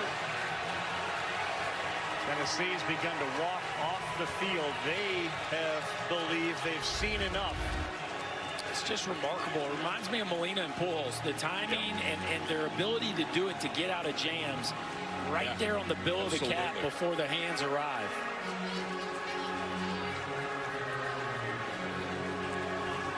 Now the Mind Fly body cam call was safe at first base.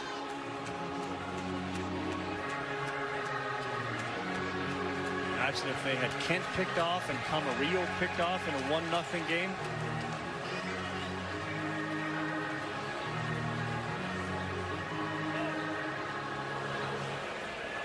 After review, the safe call at first base will be overturned to out. Wow. Tennessee retains that challenge and still has 2 remaining for the game. Drew Beam got credit for 1, Cal Stark for another, and Blake Burke's been involved in both. Big play. Your international journey starts night 1. Oh my gosh, where are we going? I'm in Australia! The way to really get to know someone is to travel with them. Gee, I didn't know. G3 means debt-free education when you Like Animal Guy. Diego Zoo biannually.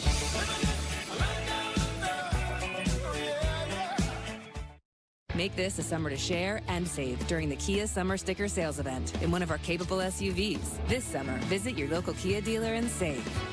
Lease a specially tagged 2024 Telluride S for $359 a month.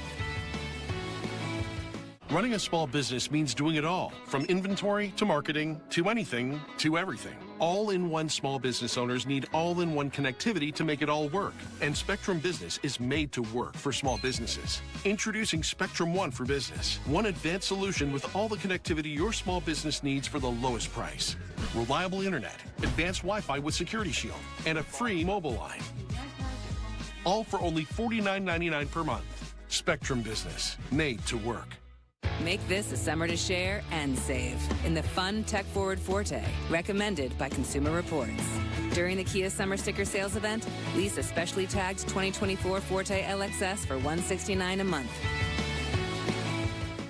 Steve Gutenberg, next live. Well, Chris Cortez came into this ballgame in the second inning. We knew we would see him and assumed the stuff would be good. Stuff's been outstanding. Plenty of swing and miss on the slider. Average fastball velocity today is 100, and it's still moving like that. Why Chris Cortez is still in the game and why Texas A&M still has a 1-0 lead. But what a job they do there with Stark and Burke, like a football quarterback and a receiver, corner of the end zone. Twice now they have challenged, twice the calls have been overturned successfully. Tears leads things off. It's 1-0. We're in the 6th, but he swings and misses at the first one. At 98 miles an hour. Yeah, there's your first 98, KP. He's dipping down. Been a bit of a break for him between his last pitch and this one. Now the 0-1, and there's a wicked changeup. Wow, it's first one of the game. He'd been all fastball slider up to that point. How about that? Just 85 pitches in, drop a changeup in there.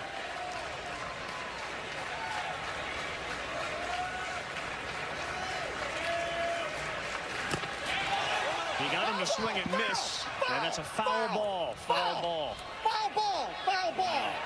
Oh, man. I don't know about that.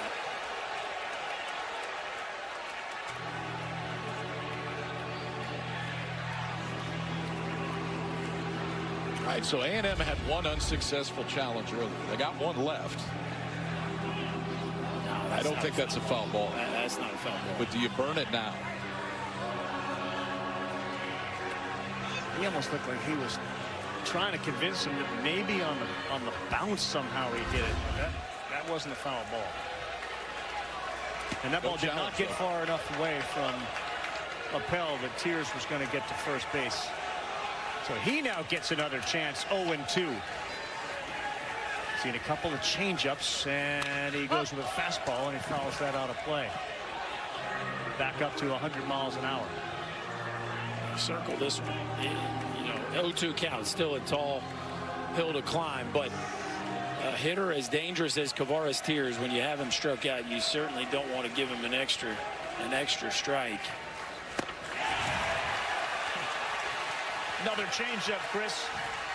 Guys, that big play has turned around the energy in this Tennessee dugout, as alive as I've seen it in the last 2 days, and you get yesterday, but even today, very quiet early on in comparison to what you usually hear out of a Tennessee dugout, feeling like momentum switching in their way.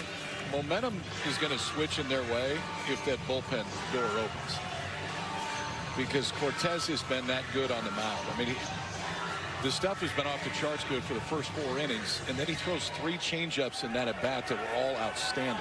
He's got 7 strikeouts. Pitch number 90. And he throws a 99-mile-an-hour fastball. That is now a season high in pitches for Cortez. Could not have gotten more from Chris Cortez on in relief. He came in the 2nd. And he's working quickly to 0-2. As nice as the defensive momentum is, this is a momentum stealer right here on the mound, with just how electric the stuff has been, and the command really has started to settle in a little bit here too the last few innings. 0-2 to Curley.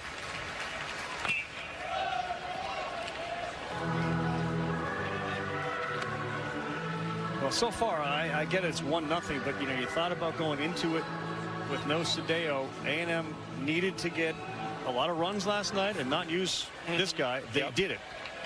They needed this guy to be great today, and so far he has been. Yeah, it's kind of gone on script to this point for Jim Schlossnagle. One swing can tie this game up. Ball.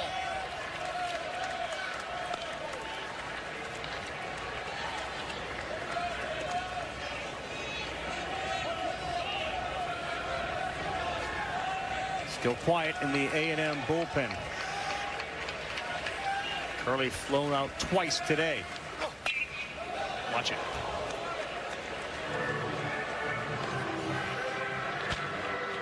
How many bullets does he have in that holster of his? 101 on his 94th pitch. And it's smoking out there. Like, the workload is one thing, but the conditions on top of it, and nothing about what he's doing out there looks like he's fatigued. He's flexing that right hand a lot. What is that? What's he doing there, Kyle? You see him on the mound? He's doing this with his hand. Did not see it. Hope he's not cramping. It makes sense on a day like this. Yeah, you're right. You're right, Rob. He is.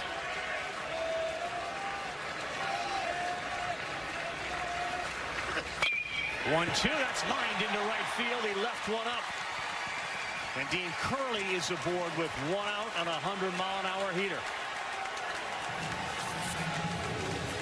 He is at first base. We remind everybody, tomorrow night, 8 Eastern, ABC, Game 7, Stanley Cup Finals. It's presented by Geico. Let's see, could the Panthers claim that first cup in franchise history on home ice? Or will the Oilers join the 42 Leafs as the only NHL teams to win the cup after going down 3-0? Find out tomorrow night. Coverage with the point starts at 7 on ESPN 2. Here's Peebles. And that pitch misses. Curley's got 9 steals on the year. One down. We are in the 6th. A&M up 1-0. They win the World Series. Ball, it's out. When will they get Wilson up and throwing again? He was already on the mound. A freshman who has great stuff, but was thrown 8 2/3 innings the entire year.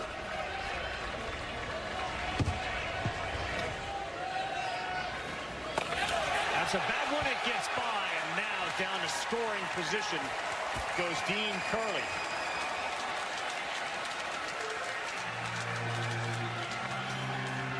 He's one pitch away from walking Peoples for the 3rd time. Pretty remarkable the way that he has not handled the bottom of the order, yet navigated the top and the middle. And that huge comeback against Florida State, the mantra was just get it back to Christian Moore. Well, you got Peebles here in the A spot. Stark bats 9th, and it's a 3-0 count. Ball 4. That's ball 4. They throw behind the runner. They will have 2 on and 1 out for the 9-hole hitter Stark. Let Stark hit here. You got Peebles in there as a DH. Makes it a little bit tougher defensively. Yeah. Looks like they will. Yeah, I think Stark's. Like the athletic trainer is going out too. I wonder if they saw the same thing with the hand. It's Kaylee Swain, the athletic director, is kind of a do everything role for this A&M team. But I think Schloss might have seen what you saw a few pitches ago, Ralph.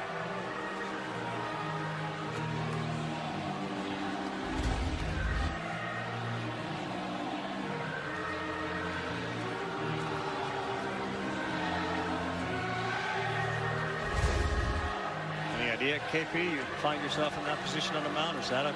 It's usually like flexor stuff, to where there's something not feeling quite right in your forearm, and that's going to be it for Cortez, who pretty outstanding day for Texas A&M, man. You knew if they were going to have a chance in this game, it was early lead, and then how far can Cortez go? Well, they've got the early lead. Cortez will exit in the 6th. Now it'll be up to a freshman left-hander to keep it right where it is for the Aggies.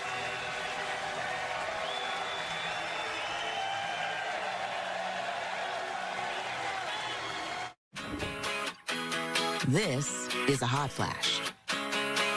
This is a hot flash. But this is a not flash. From moderate to severe.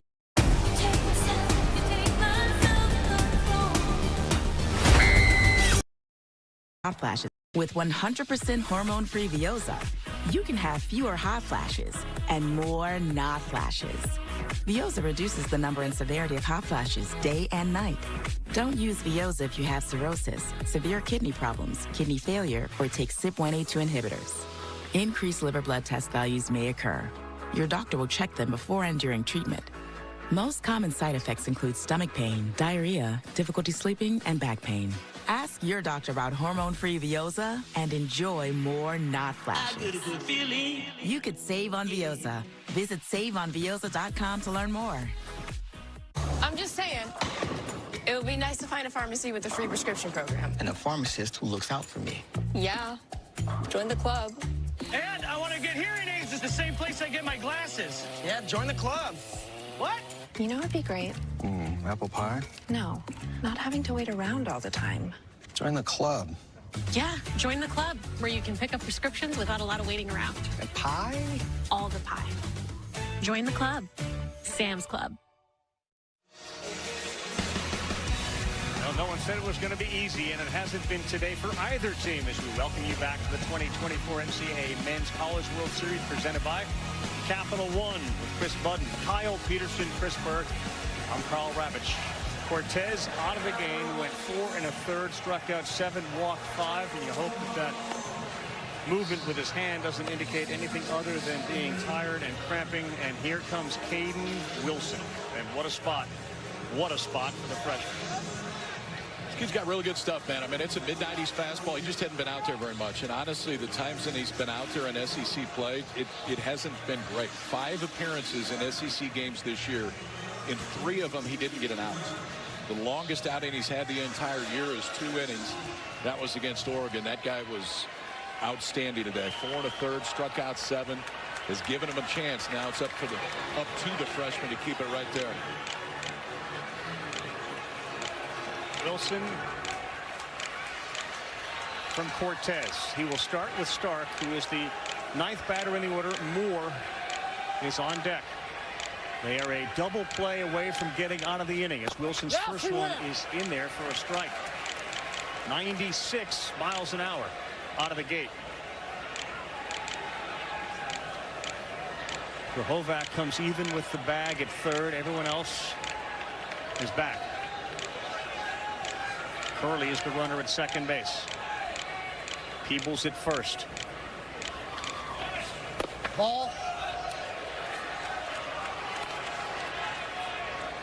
That was just straight sack right there. The first one almost looked like a bunt for a hit. That one was early. Of course, Stark has really scuffled here in the College World Series, so just move them over, present an opportunity for Simo to hit with 2nd and 3rd, and make them make that decision whether they want to pitch to him or not. Ball, it's out. 2-1, you keep it on? I would say so. Maybe 3-1. You think differently?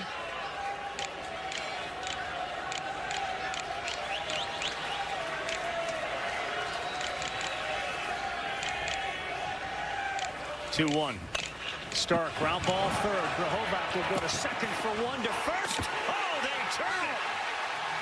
Grahovac and Kent on a big 5-4-3 double play.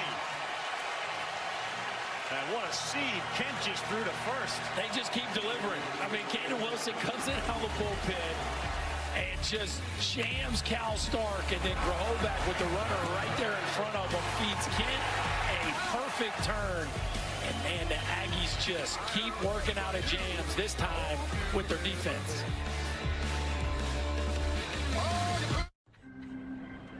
What's wrong? My travel rewards card didn't earn enough miles for my vacation. Are you crying? No. Are you crying because of that other card?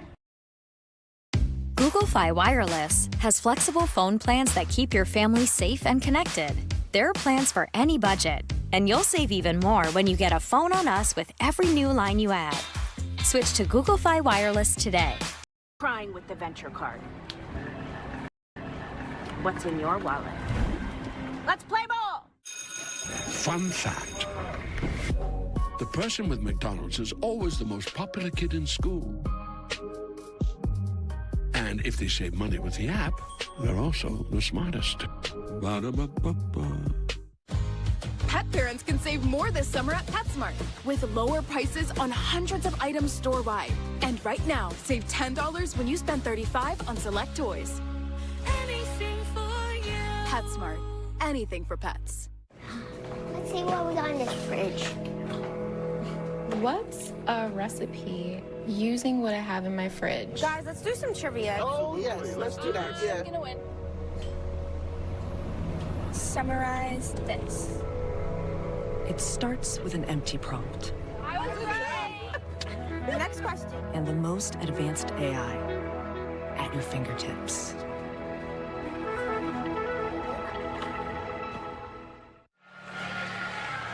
Welcome back. A terrific double play. Wilson induced the ground out. And a phenomenal turn by Kent at second. So we head to the bottom of the 6th. What a duel. 1-0. 7 hits combined between the two. Tennessee struggles. 0 for 14 with runners on. 0 for 6 runners in scoring position. Strike one. Remember, Drahovac had the bat taken out of his hands when Camarillo was picked off.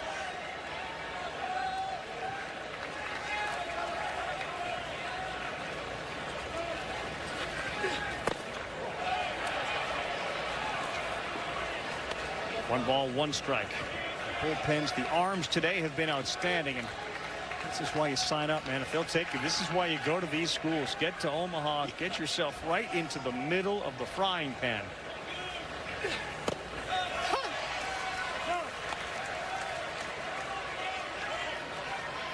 How good has the pitching been? This has been an SEC that's been dominant with offense and defense in particular through this World Series.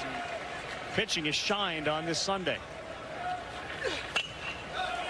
Yeah, just one solo homer. That's it. And from Texas A&M standpoint, the fact that they're at this part of their pitching usage with their staff, and they've held the #1 offense in the country to a goose egg through 6, is just remarkable. 1-2. Ball. Inside 2-2. Aschenbeck pitched yesterday. He's the premier closer.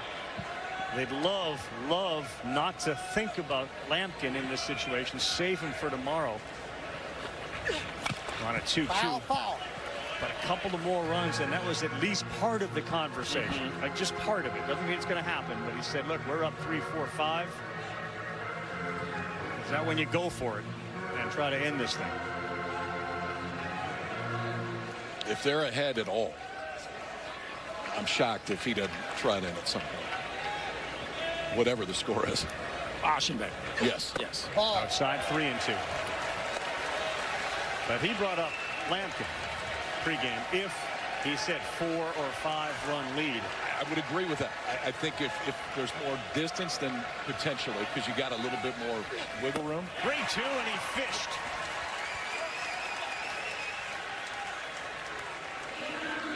How about those 3 punch-outs? Here we go in the first inning. Jace Laviolette. That's been the offense. That is the only run we've had. His home run to the seats in right.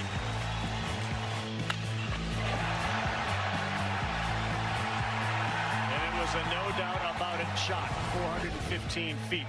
Just a no-doubter when it left its bat. And who'd have thought that would be the only offense at that point in the ballgame. Second hitter of the game. It's a solo homer, and that's where we stand. And the wind blowing from right field to left field. But Laviolette's got the body, the power to hit it out at any point. 29 on the season. The 1-0.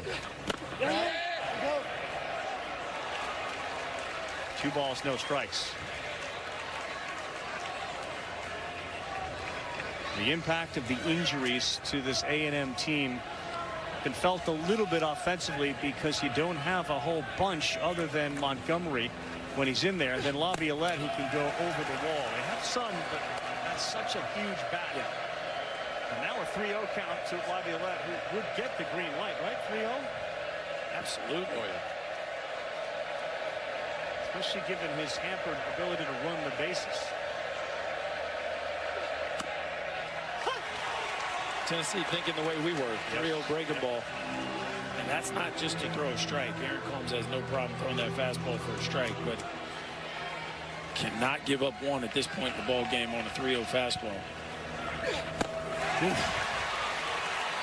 Just missed on that 93-mile-an-hour fastball, and you can feel the breeze just get to this booth up here. Big swing from Jace Laviolette. Three balls on the right side of the infield on a 3-2. They almost hit him. And they walk to Laviolette. Will bring up Appel with one down.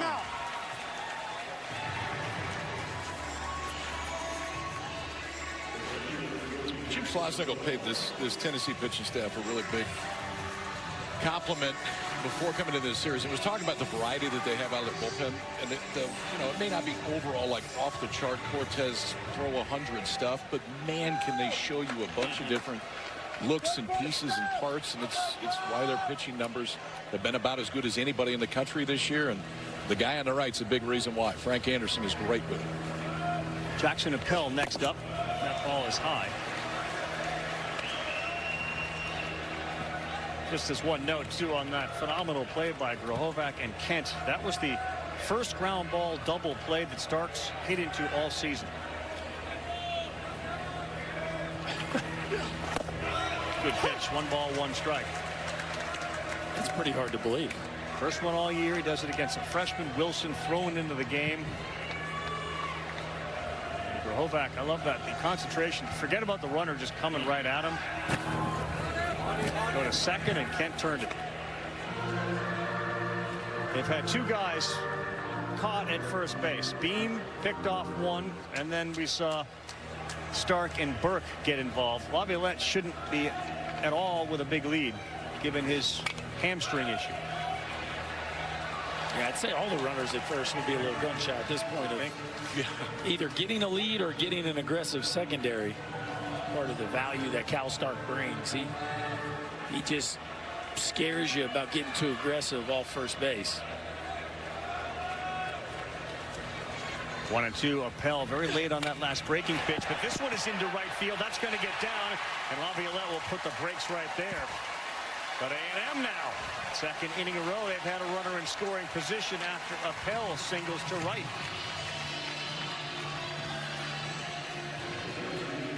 Now a really good veteran, experienced hitter comes up in Hayden Schott. Anything that gets you locked in, it's a little George Michael with guys on first and second. One out. Careless whisper to walk him up. That's hype music if I've ever heard it. Right there. Combs to Schott. And he spins one in there for strike 1.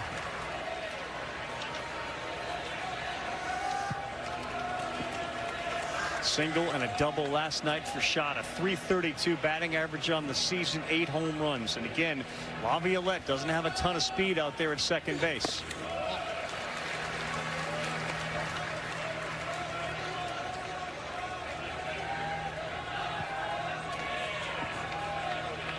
Tears in right field, Ensley in center field, Dreiling in left field. Be on the attack if one gets to them in the outfield. And this one is driven to center field. Ansley going back. He's at the track, and that's where it will fall into his glove. Laviolette will tag, and he will get to third. He looked like he was running pretty well. First and third. Schott gave it a ride. Comes up to the track, and there are 2 away. That ball's hammered to left center field. We're not doing a ton right now. Just a big yard out there, up 380 foot out. Hayden Schott maybe just clipped it a touch. But yeah, KP, Hunter Ensley moving just fine going after that one. Hayden Schott was on SEC Now last night. They were talking to him just about the experience, and he's like, my 2 favorite things here: free meals and hanging out with my friends. He's like, those things are great wherever you are, and every day we get to stay longer, it's more free food and more time I get to hang out with my buddies. First and third for Ted Burton. 2 down. He's gotten ahead with the off-speed pitch.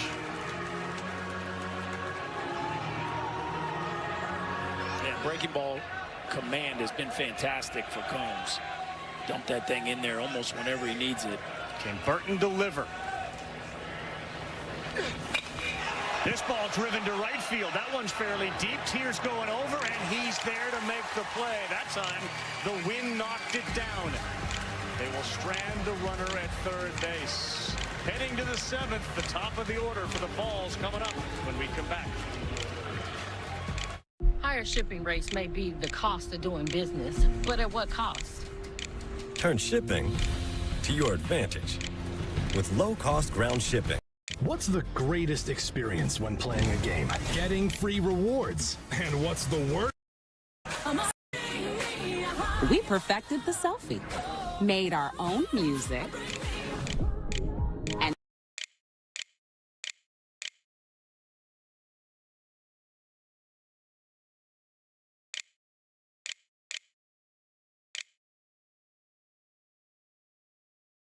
may look a little different. It always tastes great. So reach for your favorite chips and sips and taste more summer. You've earned this, so hold it up high. Because it's the things you make that show what you're made of. You are a fighter, and this is your reward. Modelo, the mark of a fighter.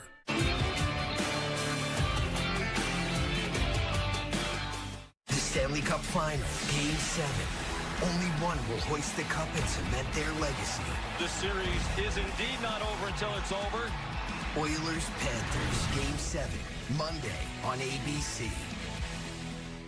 This telecast is copyrighted by the NCAA for the private use of our audience. Any other use of this telecast or any picture, descriptions, or accounts of the game without the NCAA consent is prohibited. We are back. The #1 seed has struggled. Since 1999, none of them have been able to win it. Regional, supers, pool play, finals twice, they couldn't get it done, and only Miami back in 1999. It's a really weird occurrence that happens with college baseball, and Tennessee is trying to be the first since Miami a quarter of a century ago to break that. There really is no logical explanation other than it's just dang hard to get here and win it. In baseball, There's a lot of there's your randomness in this game. Yeah. We had the #1 overall seed win it this year in the basketball tournament, which doesn't actually happen as much as I thought. I think it's like only three times this century as well. But baseball, 0. Barnes, Buzz Williams had great basketball teams this year in the SEC. Here we go with more. Top of the order, Tennessee down 1-0 in the 7th. 1 ball, no strikes. It's just amazing the arms that we see. Here comes Tony Vitello out.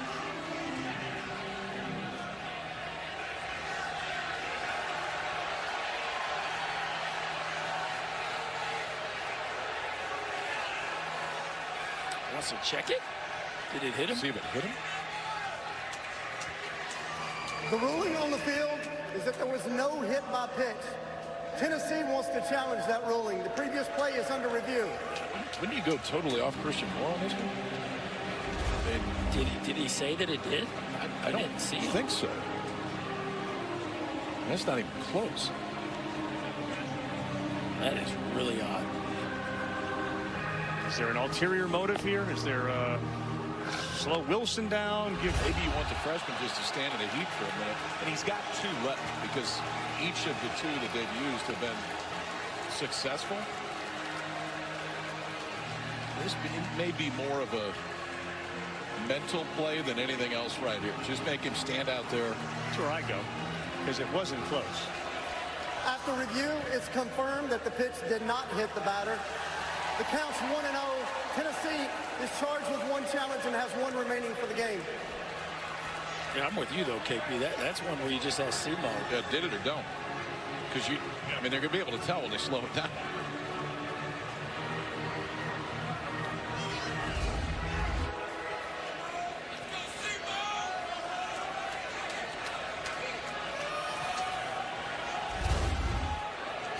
He said, "You sure?" So he must have said no.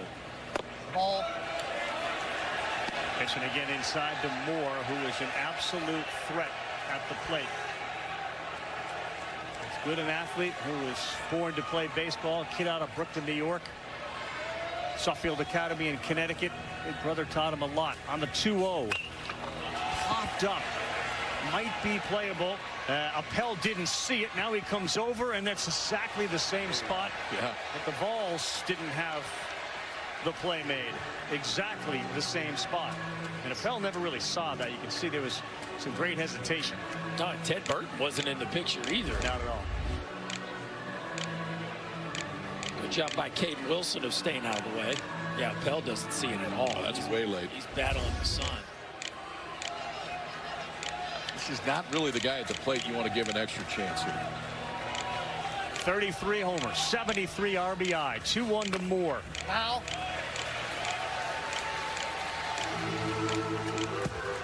Well, there's your answer to the question about Evan Aschenbeck. He of the 154 ERA, stopper of the year credentials, pitched last night.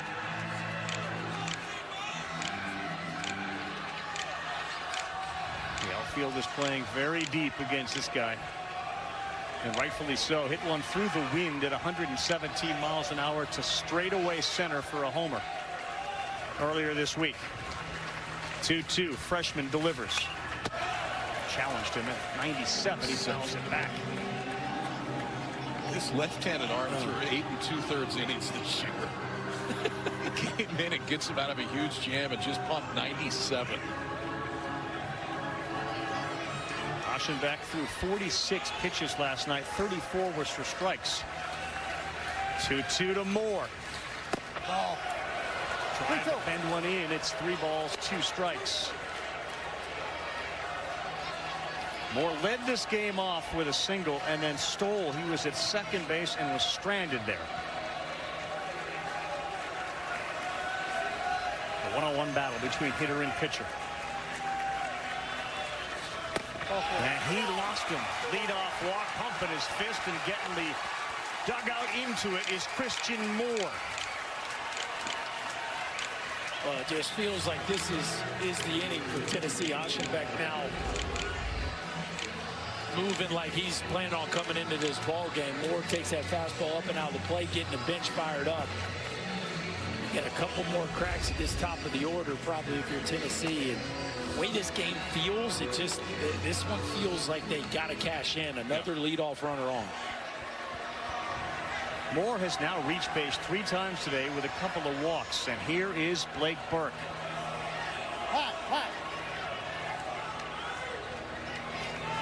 Beach ball. We got a beach ball in center field. All right, we're getting late here. Let's beach ball time's over. Get the 7th. Let's pass the cutoff. Yeah, you kind of do beach it ball 5 or 6. Okay. Okay. Now we're getting to the point to just keep it in your pocket. If we got a game tomorrow, you can go at it again early.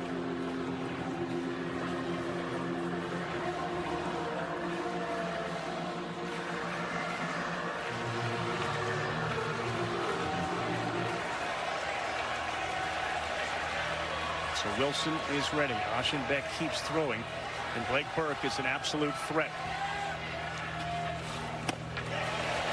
Filthy pitch, 83 and a strike.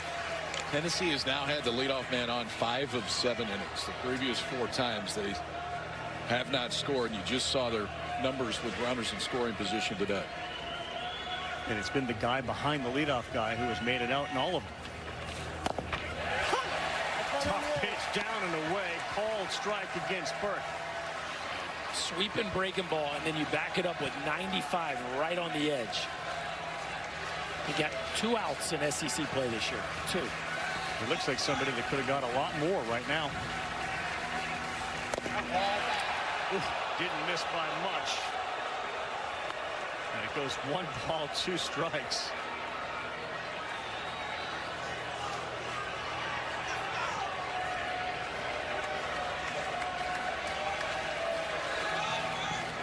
The Falls looking for that one big bolt.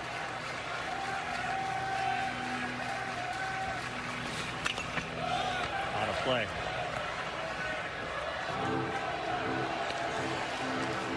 How would you describe Blake Burke's offensive changes from the first 2 years to now? I think swings like you just saw right there, just the ability to kind of defend the strike zone, and he's developed a 2-strike approach that has really evolved from his first 2 years on campus. I think everything early was his A+ swing. Everything early was the intent to hit a tape measure home run. And this year it's been so much more to the backside of the field and much more of cutting down on his swing with 2 strikes. 20 more doubles this year than the last 2 years combined. Excuse me. The 1-2 pitch is on the way to Burke. Swings and sends this to center field. Chestnut backs up. and he's there, a big out, and more tags. And a heck of a job base running by Moore as he gets into scoring position on a fly ball deep to center field. That's knowing your ballpark right there. His ball's deep, not quite to the track, but deep enough where Christian Moore feels like he can gather. Chestnut not expecting it. No. I don't know if anybody was telling him. He never gets behind the baseball, and that's where you really have to rely on your corner outfielders there to tell you. Simo might have got a scab there. It's pretty dry out there on that infield. It wouldn't surprise me if there's a, see the rip in his pants, or is it a hand deal?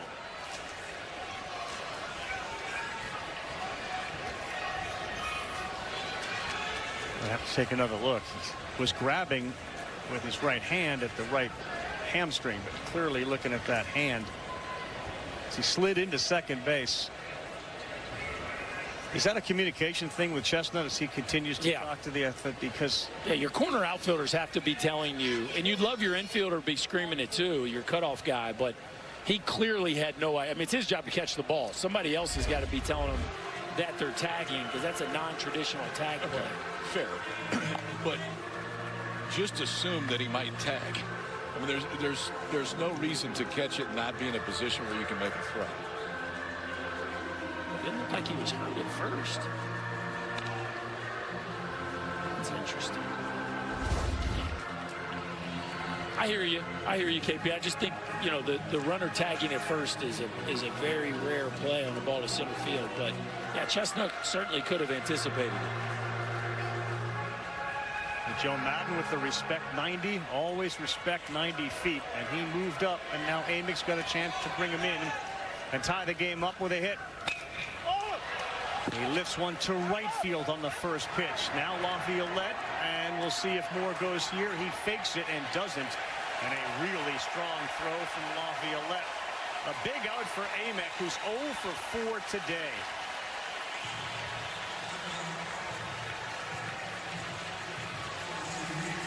Tennessee now 0 for 7 with runners in scoring position. 0 for 16 with men on base.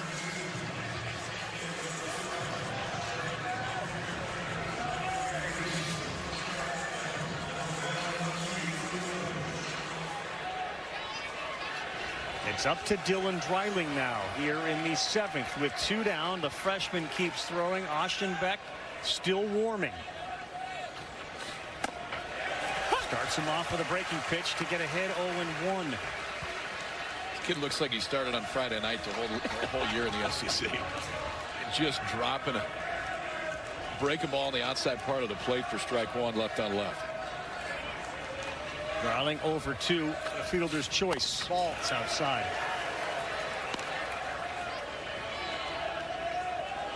Against this offense, it feels almost impossible to have as many leadoff men aboard in an inning and runners in scoring position and continue to have a 0 on the board.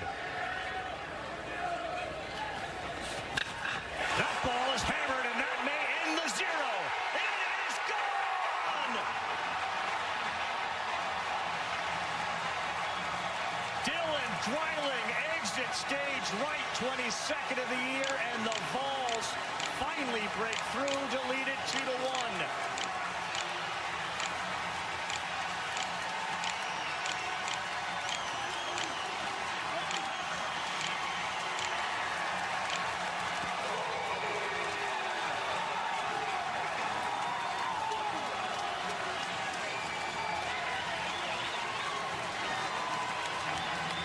It was a fastball that came in at 94 and went out at $105.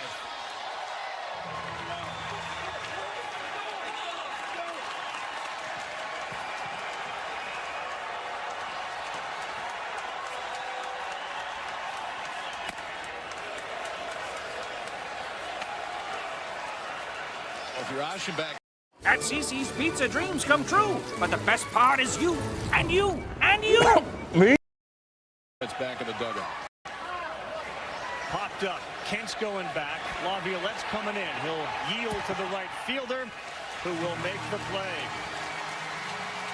Didn't it feel like a matter of time? I mean, they were knocking at the door. It took a while, but leave it up to Mr. Dreiling, the man who has been so clutch. The walk-off base hit to beat Florida State earlier comes up with the biggest swing of the day. This Tennessee offense needed something to get them going. Their left fielder delivers.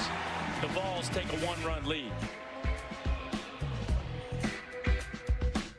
With no fees or minimums and no overdraft fees, banking with Capital One is the easiest decision in the history of decisions. Even easier than this. We need a clutch hit. Derek Jeter. Hang in there, rookie. Yep, even easier than that. With no fees or minimums and no overdraft fees, is it even a decision? That's banking reimagined. What's in your wallet? Sorry, party's canceled. Waiting on the cable internet guy. First, I had cable, but those cords weren't me. So he switched to T-Mobile home internet with 5G. What a feeling! I have Wi-Fi now. I need home internet from T-Mobile to fulfill my life. Get home internet from T-Mobile now, just $50 a month. If you're not here for Fandom 101, you're in the wrong class. Here, we learn the fundamentals of fanology, the basics of bringing the noise, and the physics of bringing it out. Your path to fan mastery begins here. It's all part of the curriculum. The NCAA Championships. Attendance is encouraged. Passion is mandatory. Buy your seats today at ncaa.com/tickets. Class dismissed. Impressive execution, I gotta tell you. Best performance, paws down. This dog has definitely earned a treat. Let's face it, not every pup's tricks are show dog material. But everyday moments deserve rewards too. Whether they're just being cute or almost nailing that new trick. Ooh, so close. Who goes yard, and just like that, for the first time here in Omaha, A&M trails in a game. It's 2-1 as we go bottom 7.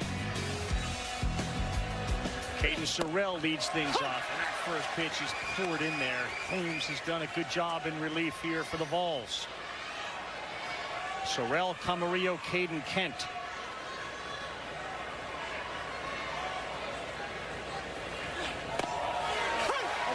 Pitching today has been tremendous, just with the array of pitches. Fastball, breaking ball, change-ups. Guys with limited experience.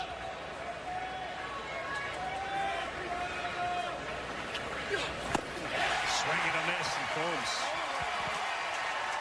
punches out Sorrell. I'll tell you guys, I thought Moore's at bat was huge. His message to the dugout, just taking those extra 90. Yes. I thought that was a big inning by Moore, who's reached 3 times today. It doesn't hurt when the next guy hits it about 400 feet to right. But the momentum piece, just by getting your leadoff man on and having it be Christian Moore, then Dreiling does what he's done a lot this year, is come up in big spots. It does feel like for Tennessee, it's a similar approach than it was for A&M on the mound.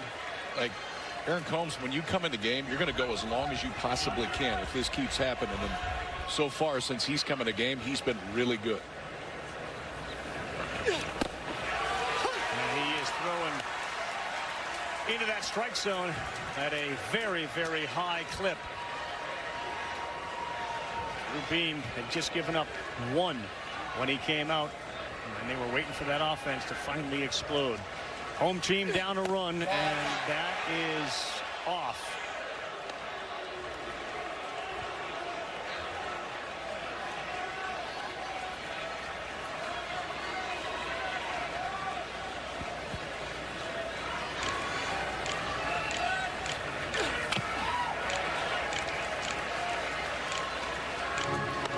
Stark fired up behind the plate. Sure did.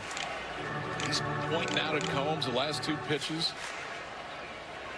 Liked where the 0-2 was. Close enough. He may be able to get a strike, but off the plate. Wanted to break a ball there and got it. 1-2. He got another strikeout.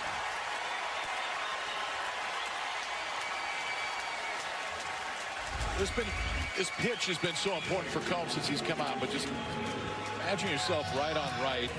You got a guy that's throwing from a low three-quarters, almost sidearm slide, and then the action is that when it gets to home plate. It's why the outcome is that a fair amount too. Not easy to hold up, not easy to drive the other way. Now back-to-back strikeouts in the 7th for Combs. He pitched against Kentucky back in April. He helped him get a series win over the Cats. As Kent swings and misses. Christian Moore was asked after the game to describe Combs. He used 3 words: unhittable, disgusting, and gross. It's a good combo. Yep, Kent puts this one up to left. Dreiling. He's there. Those are good things, by the way, for a pitcher. Unhittable, disgusting, and gross. We're through 7. It's 2-1 balls. College sports fans, get ready for game day with officially licensed merchandise from the NCAA official online shop, ncaa.com/shop. Get the whole family geared up with the best collection of apparel and accessories, including t-shirts, sweatshirts, headwear, championship gear, and more. Visit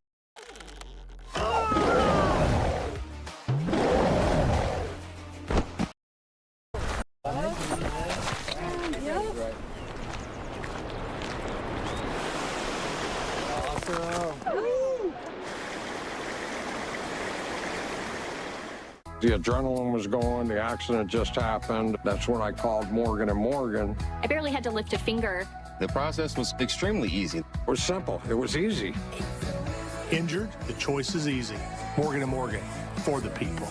You're way shorter than I thought you'd be. There's a shirtless selfie of me by the dumbbells. Here I am. I do air drumming. I'm a competitive air drummer. Oh, wow. By the way, I forgot my wallet at home, so sugar mama. Will you excuse me?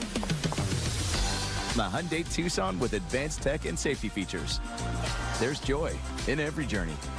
Now get 2.99% APR for 60 months, plus $500 bonus cash on the Tucson and Tucson Hybrid. See your SoCal Hyundai dealer. We're in the places that matter to you. There's that news van again.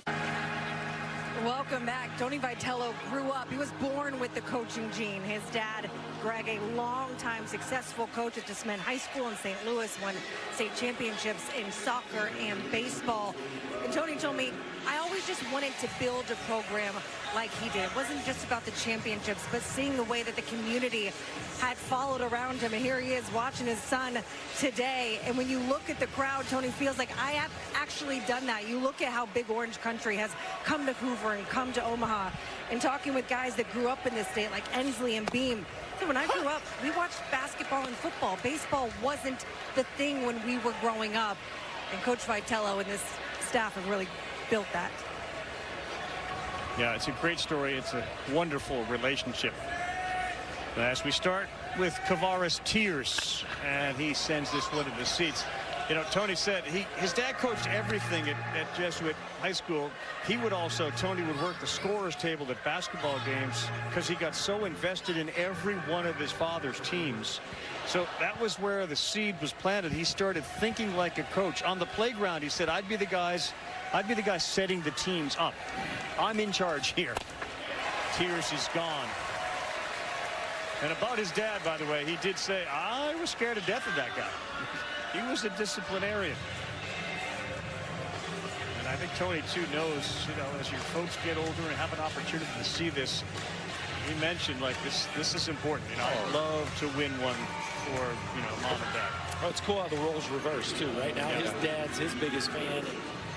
Doesn't miss many. Has been a part of cheering his boy on ever since he took the helm here. He fed us in Knoxville last year. Had the grill fired up on right field, brought a whole plate full of food up. I'm a big Greg fan.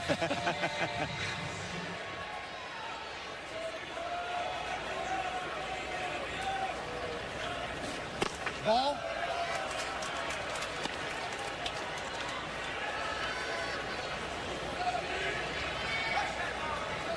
A little volunteer. Was that an Augusta little emblem there on that shirt? You see that? The little guy? No, the dad. On the corner, 1 ball, 1 strike. Like that. Your eyes are always trained to golf. Well, Rav doesn't miss a thing. That's a familiar one there. 1 ball, 1 strike. In there on the corner. Small thing, but the way that Appel received that breaking ball, knowing that you got to wait as long as you can to let it come back over home plate, I think he's got a chance to play for a while. He's very, very kind of sneaky good behind home plate. Yeah, he'd like to play for a while because being a Penn guy with a finance degree, kind of jokingly said, so are you going to manage money? Like, what are you going to do with it? And then he kind of pressed pause and said, well, once I'm done with baseball. But not here, when I'm done playing this sport. He's going to be a good draft this year. 2-2. Curley hit that one on a line, and that one is into left field. Dean Curley's had a couple of hits here his last 2 times up. Freshman on a big stage delivers. They threw behind him, and he got back in time. We were talking to Tony Vitello the other day in our meeting about the leaders now and then who are the next ones. Who are the ones that are coming? Dean Curley was the first name that came up. He's just a freshman. But I think the way that he's handled being a freshman shortstop in the SEC for the #1 team in the country offensively has had a really productive freshman year, but has that feel of one of the next guys that really is a leader. Very steady personality.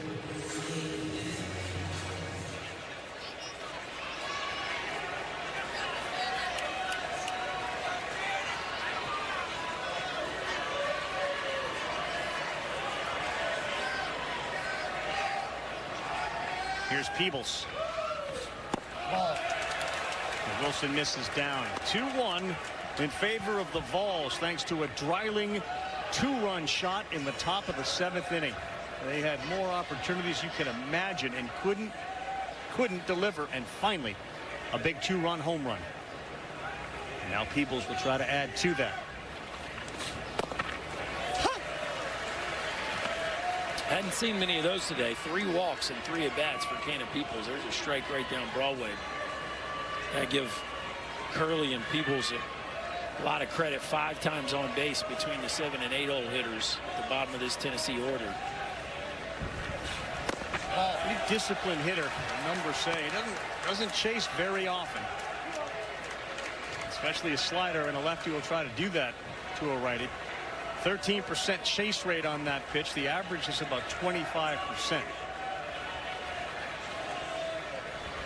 He's got the ability to hit it hard too. A couple of homers on a 2-1. It's in there. 2 balls, 2 strikes. In the course of the year for Peebles, 30 walks, 31 strikeouts.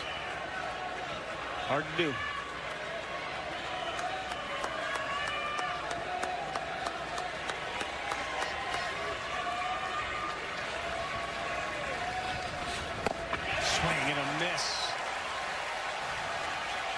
Wilson continues to impress. I love is he's come in and thrown strikes and he did it right away, and he's not afraid to challenge. I think the one thing that you have concern with over guys that haven't been on this stage, are you going to try to miss bats nonstop and fall behind in counts, and then that's where this offense can really get you.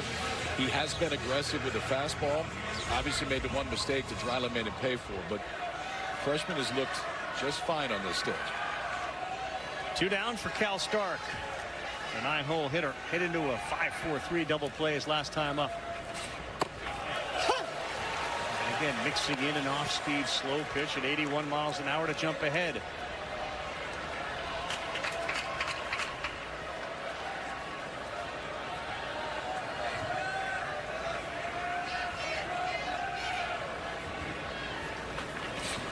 Ball.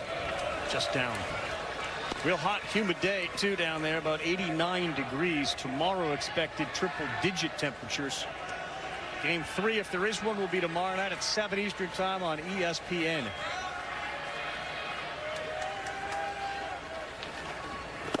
Swing and a miss. Pull that string at 84.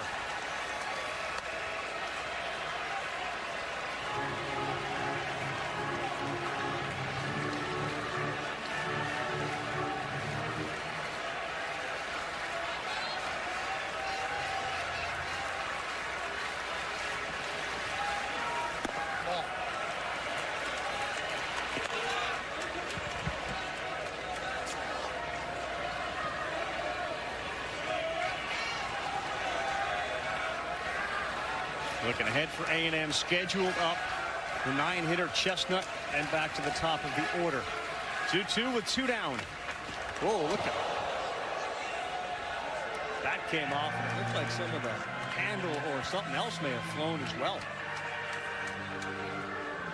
This is thumb guard. Christian Moore, ever the teammate, rushes over there, tries off the bat.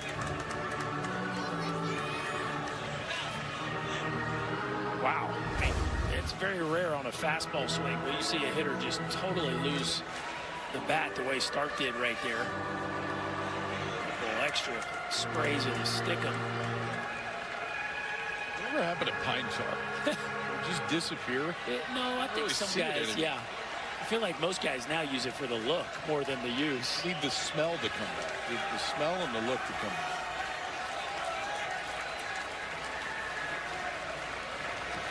Two to start. Curley off of first. 2 down, top 8. That ball is driven to left field. He's watching. So is everyone else. It's out of here.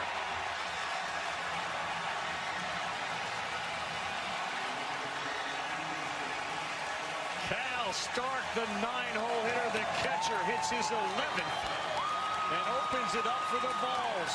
His first hit here in Omaha. 4-1 Tennessee.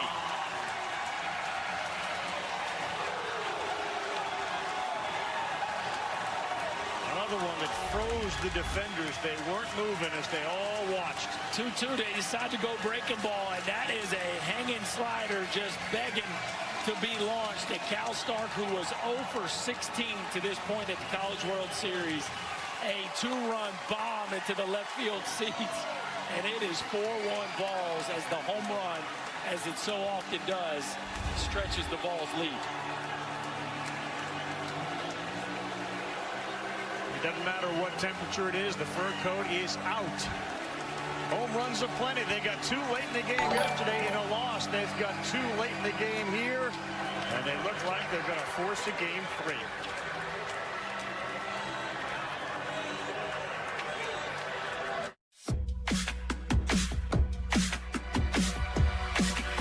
If you love to travel, Capital One has a rewards credit card that's perfect for... One of our nicknames is Double Trouble because we're always getting into some kind of mischief around here. Welcome to the Waiverhood. With Wavebear, finding your style is fun. 1,500 airports where you just check in and chill out. Open up a world of possibilities with Capital One. What's in your wallet?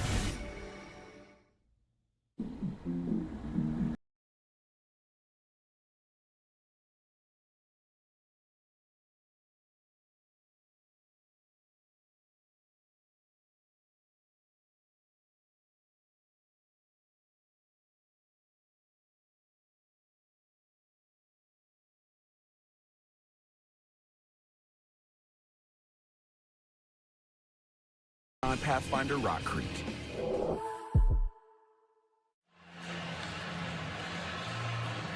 And the boys have the fur coat. The moms need some as well, along with the mommy hat. Here's the backstory to this. This fur coat that's up in the stands with the moms is Dylan Dreiling's grandmother. She gave it and she said, listen, you guys need one too. Passed it around. Cal Stark's mom is actually the one that brings it to each of the games. The one sticking point, though, was, you know, the boys, they don't ever have theirs dry cleaned in 4 years. Grandma wanted hers back. Condition needs to be washed by the time at the end of the season. Yeah, but it hasn't yet. I mean, they don't wash it either. It will be dry cleaned. They promised that. And you can avoid all the yuck factor of it because it comes with the homer. And are you kidding me? This has been a park that you said, Kyle, plays very fair. How about the home runs that we've had here? 35, matching the number we had last year. And it looks like not for sure, but it looks like we'll see another game tomorrow night. Still, though, the home team's going to have a couple of chances. They trail only by 3. Brock Perrier, he's going to throw from down under just like his dad did. Arizona State years ago. On for the 24th appearance. A different look for Christian Moore right here.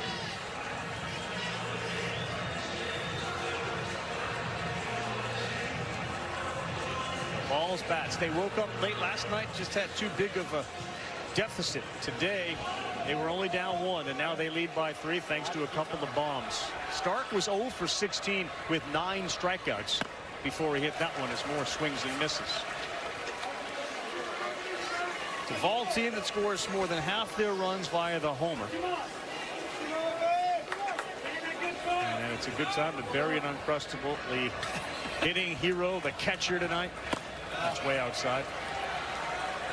When's a bad time? Is there a bad time to bury? I mean, I know you're not a huge Uncrustable fan, but I'd say the majority of people would go Uncrustable at any time of the day, night, early morning. Post-homer, all that. For sure, post-homer. Uncrustable. Confession.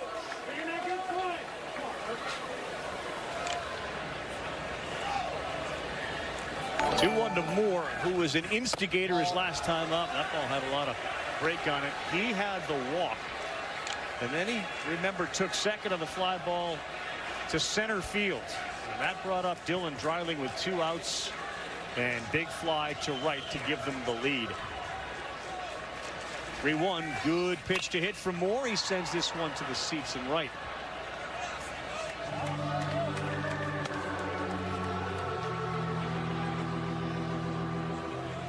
Tyler McDaniel, big fan of what Christian Moore can do, and he's not alone in the fandom.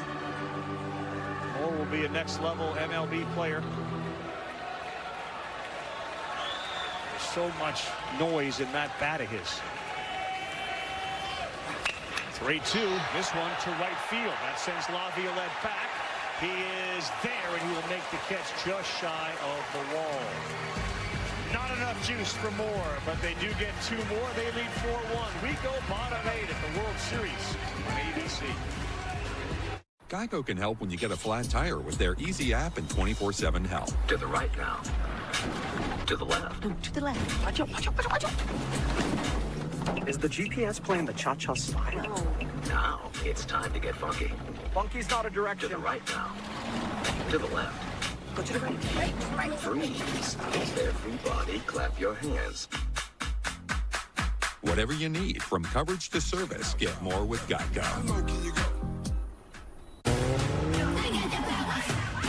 This is the moment. I'm gonna fall in love. I'm gonna do it my way. I feel more confident than ever. I feel like the main character in my own love story. This is the beginning of a new era.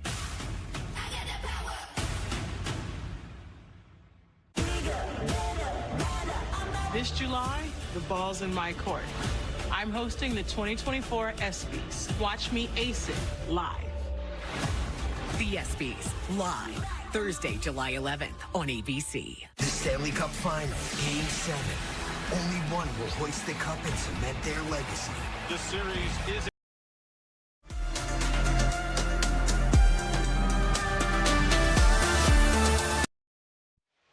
We're back. So is the NCAA Men's College World Series. It's presented by Capital One.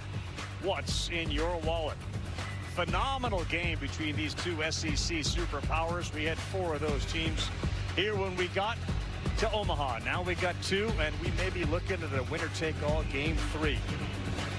Hank Bard's going to be the pinch hitter here for A&M to get things started. They trail by 3.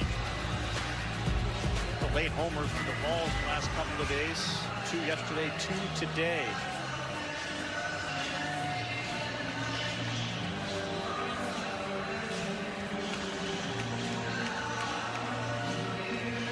Senior out of Parker, Colorado. Bard will lead things off for A&M. He will bat from Chestnut in the 9 spot.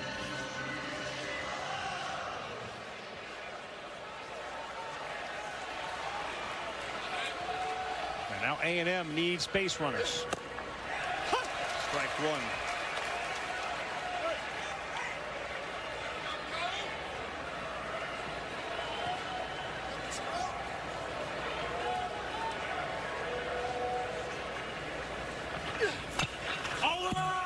Ground ball the second, charged by Moore. He will go underhand with the glove. It's a thing in this game. That's the second time we've seen it. Hard retired. Caden Kent's was a little more clutch, a little more dramatic at the time, but very similar play by both second basemen in this game.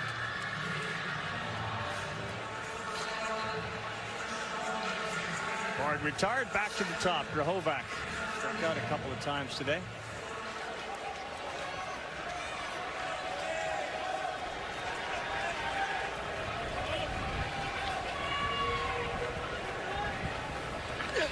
Ball. If it does go to a game 3, you got a couple of lefties to start who have both been really, really good.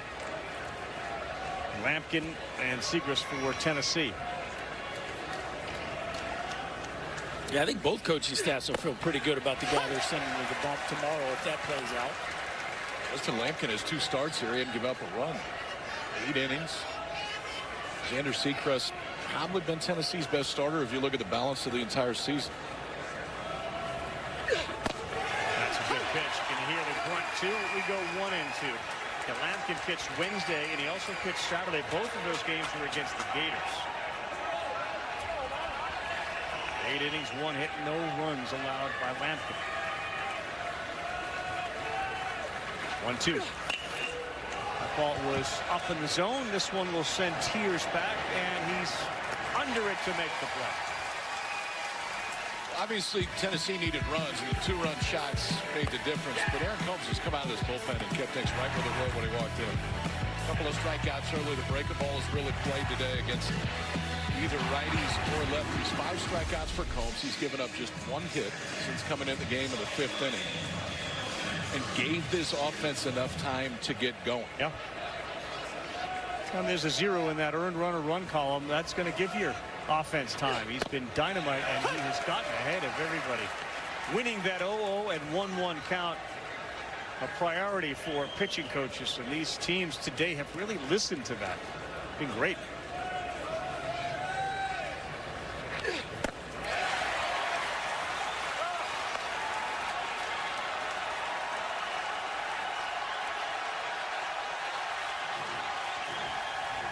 Rocky Top rises.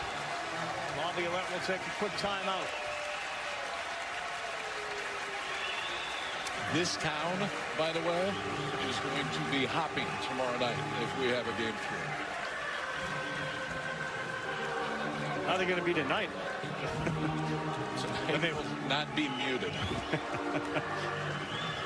We've got a full Sunday night in the great city of Omaha, Nebraska.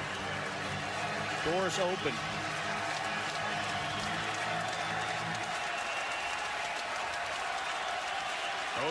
Combs outstanding with his 5 punch-outs.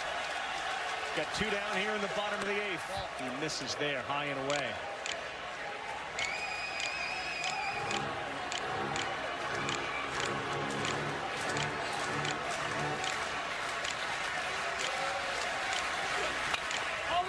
To first, that one gets through. Laviolette hit it right between Burke and Moore. They will throw behind him. He dives back safely. Good sign, though, for A&M. Laviolette now with a couple of hits, and he has reached all 4 times today. Yeah, it really is.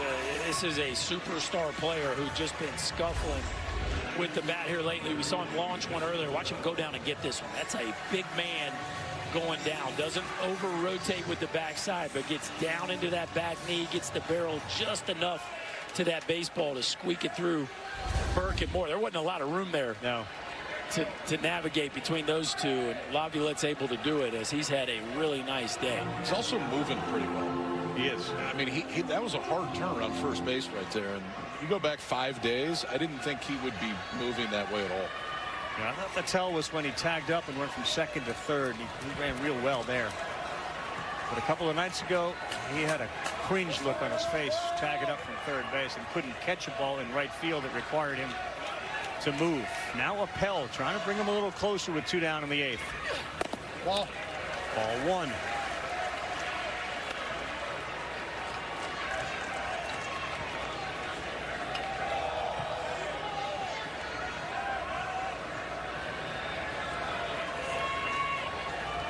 A&M 1 for 8 with runners on. They have obviously not had a ton of opportunities. That one was called a ball. And it's now 2 balls, no strikes. Looks like some action in the volunteer pen right now.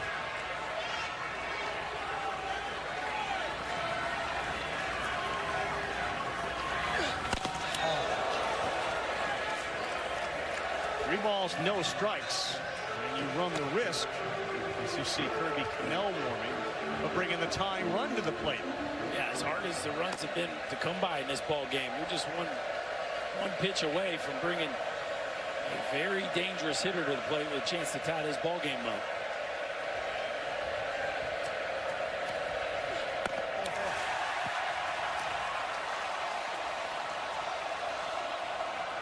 Who will face Hayden Schott?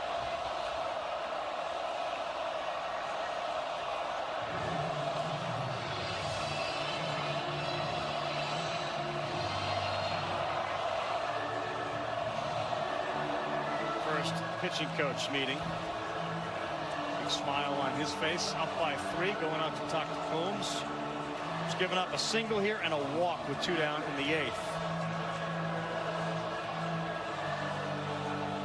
It's a heavy workload for Combs. I mean, this is a guy that hasn't had a ton of outings where he's gone this deep into the ballgame. 3 1/3 earlier in the College World Series, so no stranger to being out here at this point in the ballgame. By the same token, 58 pitches, starting to get there to the back end of what he's stretched out to do. Well, and for most of it, there was no room for error. I mean, you felt like you had to go out there and not give an inch just based on what it was. Now they've given him a little bit. You also got the Aggie crowd back into it. You throw 4 straight, they remind you of it. Hayden Schott described this experience. His 2 favorite parts of being in Omaha were the food and hanging out with friends. That could all change. But what moves to the top of the list with his favorite memory of Omaha with 1 big swing.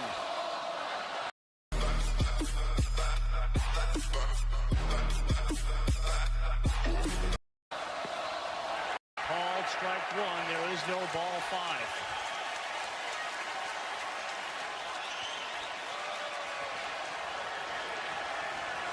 Eight home runs on the season for Schott.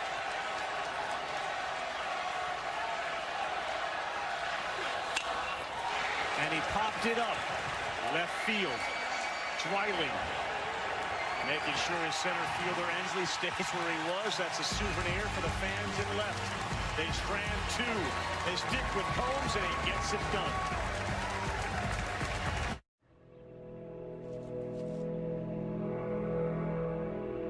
Design a training program. Guys, let's do some trivia. Oh, yes, let's do it. I'm gonna win. How should I plant this if my garden doesn't receive direct sunlight? I was right. Next question. It starts with an empty prompt. And the most advanced AI at your fingertips.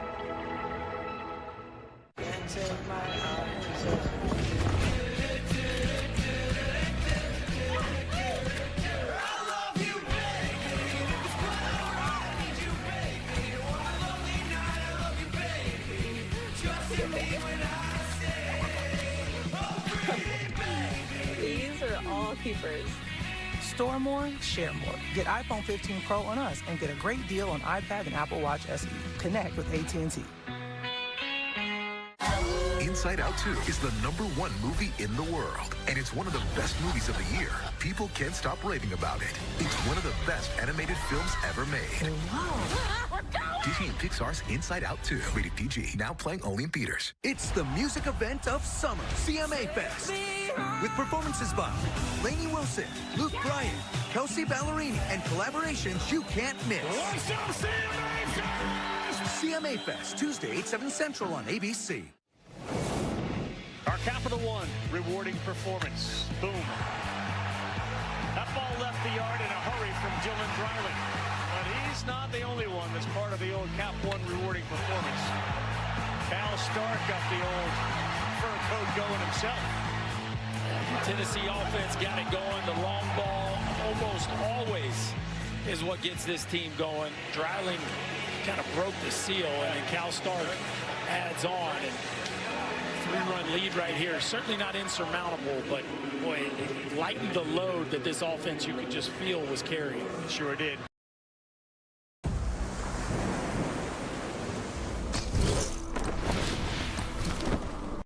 Schlossnagle has made a whole bunch of changes in the field.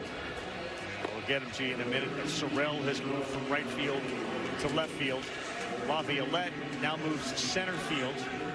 Good about his ability to move. Bell is at second, Kent is at third, and Grahovac moves from third out into left field.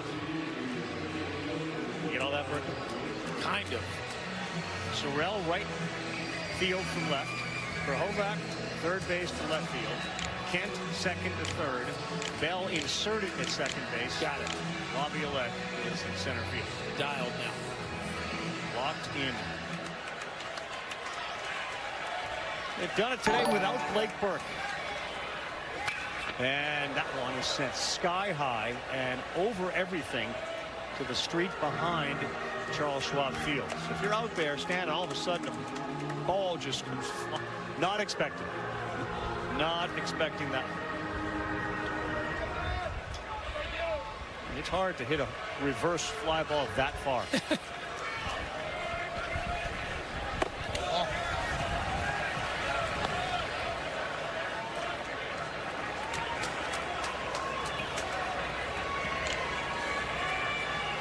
Fastball will go 92 to 95, and he can mix in a changeup as well, which we just saw right there. The Volunteers have made a living, everybody, with the long ball this year. Record number of homers, and they have put themselves in a position here as we enter the 9th inning to perhaps play for a national championship tomorrow night. And a miss. Chased by Burke up top. How about the arms they keep bringing in out of the bullpen? I mean, Weston Boston's been out there more this year. His 20th appearance. He does have 2 starts, but he's running 94 up and above the letters to get Blake Burke.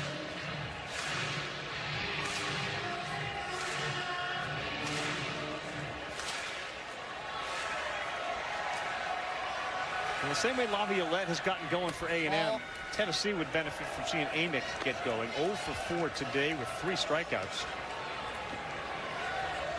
Struck out a couple of times in the first game of this finals. Then he walked and got a late hit. This is a big bat in this spot. And fouls one back. Yeah, it's pretty obvious he's not seeing the ball well. First couple bats especially. And then that third at bat was the check swing. So, I mean, all intents and purposes, he basically struck out looking his first 3 at bats. And this is a guy that swings from a swing percentage standpoint as much as anybody. You know he's not seeing it well if he's not pulling the trigger. Wow. 1-2, that hurt.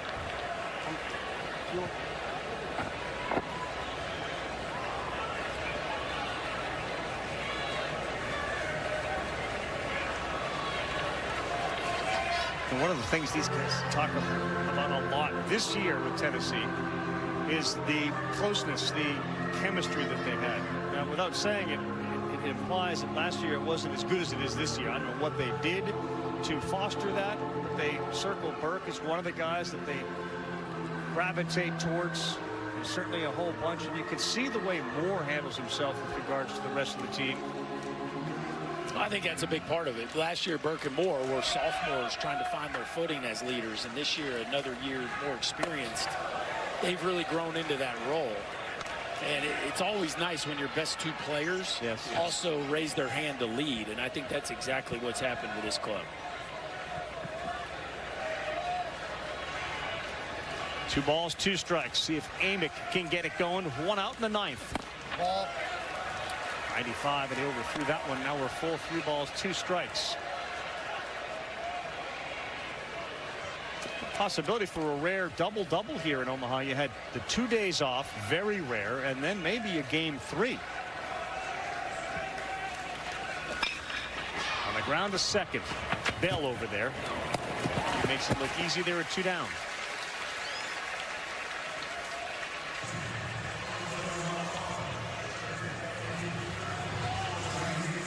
Game 3, A&M, Tennessee. How's the ticket price going to be for that bad boy? The walk-in price yesterday, right before game time, was $400 just to get in the door. You got to think on a Monday night game 3 that it's not going to be an easy ticket. No, I don't have it. Ball. The answer is no.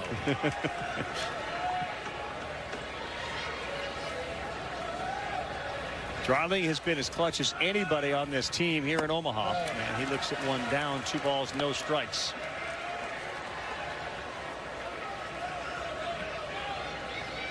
The Florida State game is the circle game for them in Omaha. And if they get to tomorrow night, that'll become that game. But an amazing comeback in their first one as he sends that straight back. There wasn't a lot of panic either when you talk to the players before the game. Vitello about being down 1-0 going up against A&M in this game. Again, they had not lost 2 in a row since March. I think this team liked their spot. Now, the Aggies had different things in mind. I mean, the pitching performance from Texas A&M for the vast majority of this ball game was absolutely incredible. But I think it sets up tomorrow. If the Aggies don't make a rally here, it sets up tomorrow to be another kind of pitching duel. 3-1 pitch. Dreiling rips that one-on-one hop. It's fielded over there cleanly, and that will do it. We're going bottom 9 here in Omaha. Game 2 of the College World Series Finals. Tennessee wins. We'll see you tomorrow night. A&M pulls a comeback, and it's over. The Stanley Cup Final, Game 7. Only one will hoist the cup and cement their legacy. This series is indeed not over until it's over. Oilers Panthers, Game 7, Monday on ABC. This July?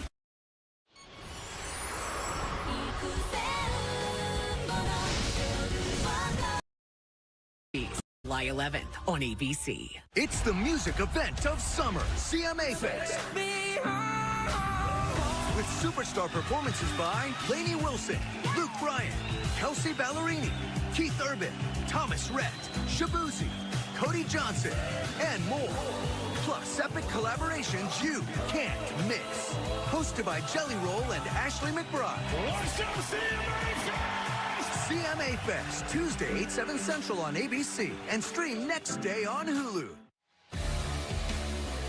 Sunday here on ABC. Laviolette got it going for the Aggies. So blast off, and they held that 1-0 lead to the 7th. Dreiling a 2-run shot. Stark a 2-run shot. The Vols' road to Omaha has been paved by homers, and they left the yard twice today.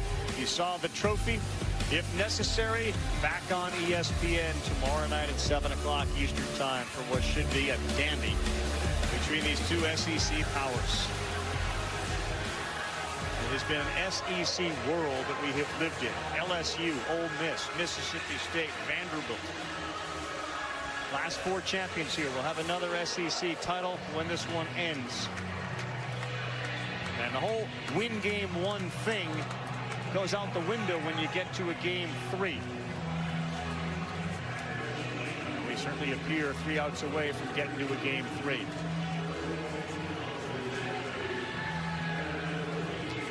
Can Aaron Combs close it out? This is a heavy workload. Longest outing of the year, 4 2/3. Does he have 3 more outs in him?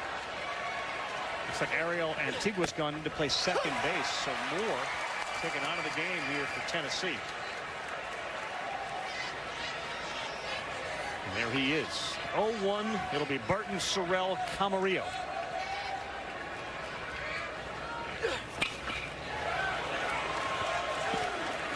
Hung right over the center of the plate. Burton came up in the 6th inning. He had 2 men on. He flew out to right field, hit it pretty well. Cannell just in case. Nate Snead down there as well from Tennessee.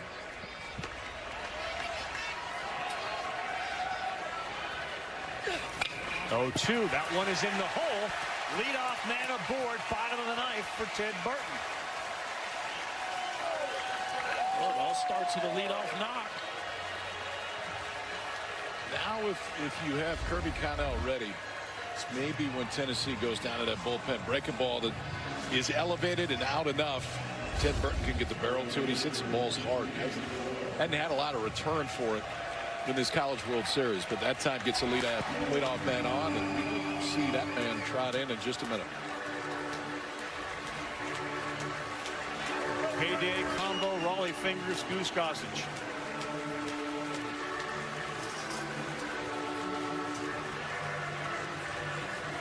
Bones looked over his shoulder to see who was ready, and it is going to be that fella right there, the lefty, Kirby Connell, to try to close the door and send us all home. Looking forward to a winner-take-all Game 3. Crowd on its feet for the job Combs did, and what they hope Connell will be able to bring to the balls.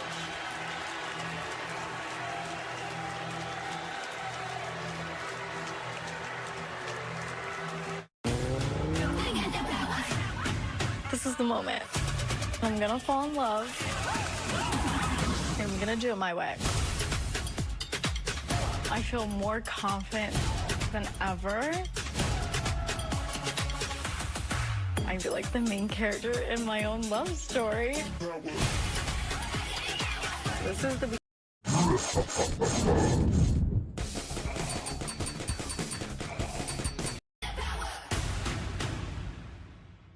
Let's have a good time. Tuesday, July 9th, it's an all-new season of Celebrity Family Feud. Team Megan. We made it to Family Feud. And a special look back at decades of laughs. That's different.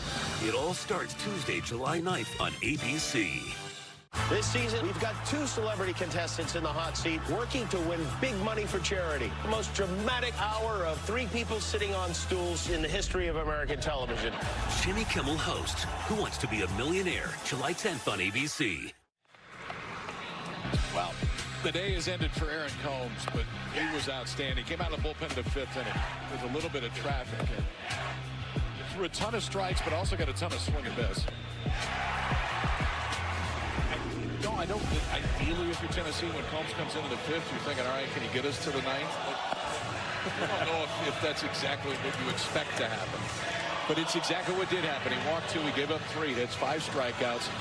When he came in, the Vols trailed it by 1. Now that he departs, they have a 3-run lead and go to a left-hander that has been in his uniform on the mound for Tennessee more than anybody else in the history of the program. Kirby Connell on for the 35th time this year. 2 out of the 3 hitters that are due up next for Texas A&M from the left side. So we'll see if Connell's in there just to go after Caden Sorrell, or if he stays in with Caden Kent, due up 3rd now in this inning. Steed is throwing, and he's throwing fairly hard in that bullpen for him. Sorrell, and then Camarillo and Kent. 5th appearance, so he's been in every game. He's got a 1.69 ERA here. In 5 1/3, he's given up 6 hits, just 1 run, 5 strikeouts, and a walk. Again, these 2 teams met only 1 time. Play a regular season series. It was not, for all that you see each other in the SEC, a ton of familiarity between them. Caden Sorrell 1 for 3. That single came in the 5th. They trail by 3 here in the bottom of the 9th with nobody out. Good start for Connell.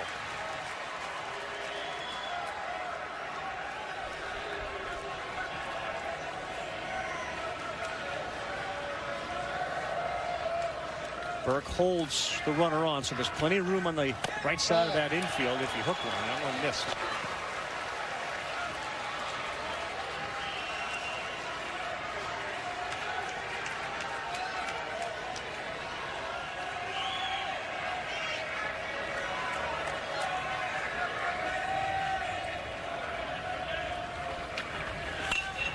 And that one's foul. That's the right approach right there against the fastball of Connell. It's a heavy off-speed usage, especially left on left. You can see Sorrell really let that ball get deep and kind of just fought it off to the backside. Connell wants to get you fishing at that breaking ball. Sorrell came in. He was hitting 300.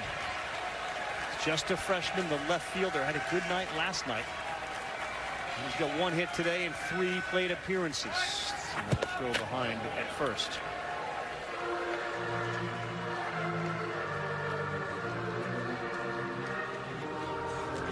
One of the keys today, of course, has been Tennessee's ability to make sure those runners at first stay there. They have gotten 2 of them. One by Beam on a pickoff, and then Stark and Burke combined. 1-2. That one is over the head of Amick. A&M here in the bottom of the 9th. Now have 2 on. They'll bring the tying run to the plate, and nobody is out. Pretty good piece right there, because you're trying to elevate that fastball, get it in on the hands of Caden Sorrell. And he gets just enough of it. Flip it into left field. So back-to-back singles for the Aggies here. Ellie Camarillo coming up next with Caden Kent standing on deck. And Tony Vitello coming back out of the dugout. He's already gone to Snead, his righty. That will be at the one batter faced, Caden Sorrell. He didn't hit him very hard, but he hit it exactly where he needed to. It's just a great at bat. I mean, for a freshman in that spot to be able to stay in there and stick to a plan, which is to not let the breaking ball beat you and punch it into left field. I mean, he has really set the stage here for a dramatic finish. Well, this will likely be the finish, and it should be dramatic. Tying run comes to the plate. Nobody out. Nate Snead coming in. He'll be making his 4th appearance here in Omaha, and the biggest one. It's the music event of summer, CMA Fest. With superstar performances by Lainey Wilson, Luke Bryan, Kelsey Ballerini. Find the Chevy you're searching for at Haley Chevrolet Midlothian. Right now, you can lease a 2024 Chevy Mix, hosted by Jelly. CMA Fest, Tuesday, 8/7 Central on ABC, and stream next day on Hulu. Everyone in this house is a liar, and they will do anything to keep their family name a secret. I'm here to win. Because hiding your claim to fame is the name of the game. My celebrity relative won an Oscar. An athlete. An icon. Claim to Fame, July 10th on ABC, and stream on Hulu. True or false? I'm co-hosting a new trivia game with Gina Rodriguez. True. True or false, it's coming to ABC. True. You don't have to be a know-it-all to win it all. That was my line. Gina! They have been playing the College World Series in this great city of Omaha since 1950, and at this beautiful ballpark since 2011, as you take a great look at this place packed with orange and maroon for the Vols and the Aggies. And here comes the sophomore Nate Snead out of South Milwaukee, Wisconsin, 6'2", 212. You see the walks and strikeouts. There have been some walks in that right arm, and they have been here in Omaha. There's plenty of velocity in that right arm, and that's the one thing you're going to get with Snead. It's a very high percentage of fastballs, and it's going to be between 95 and 100 miles an hour. What's interesting with it is there's less swing and miss than you would expect based on velocity, and I think that's the one thing to watch right here. Camarillo coming up from the right side, then Caden Kent. And as of now, who would hit? It would be Jack Bell that would hit at the back end. Yep. Last night, the bottom of the order for A&M was very successful. Camarillo Kent had a huge night, you remember. Caden Sorrell as well. Those two scored 4 runs between them. Of course, Kent had the big 4 RBI night. Camarillo bats. He represents the tying run. As Kyle pointed out, not a huge body. There is some pop in that bat. He's got 7 homers this season. Snead will throw his first pitch. And it is a ball 1 at 99 miles an hour. An incredible environment. Everybody at the edge of their seat, if not standing.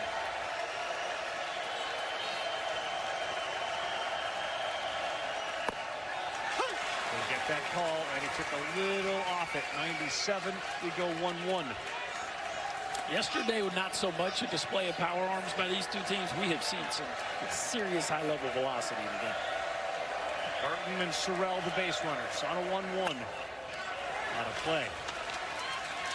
3 straight fastballs. The first one at 99, and then the last 2 at 97.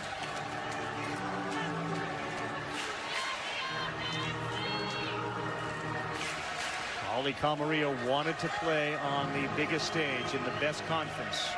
Check and check.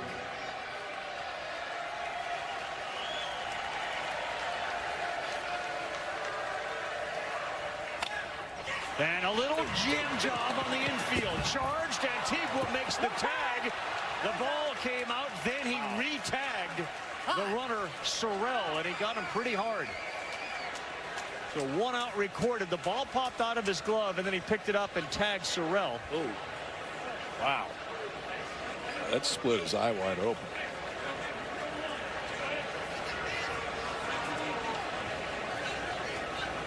Antigua came in there full speed. I don't think Sorrell had an option here. This ball, I thought he should have gone to second because the ball jams him. I thought maybe he could put on the brakes, and then Sorrell goes low, and Antigua's thinking tag and throw to first for a double play. Sorrell goes low, and at that point, I guess it was his... You got to challenge the tag. I guess it was his glove that put him. I guess he tagged. Yeah, he tags him after him. Yeah. He was originally called out, then safe immediately by the second base umpire because the ball popped out. Bigger concern right now is the health of Sorrell. I thought maybe there was some lower body contact there, but that was the glove of Antigua that caused that cut. Well, here he comes, Caden Kent, the hero last night. Can he do it again for the Aggies? First and third, 1 down. Double play would end it. Homer would tie it. Oh, that's out. And Snead misses away. That would be just about right for Mr. Kent this week. A home One out here right now.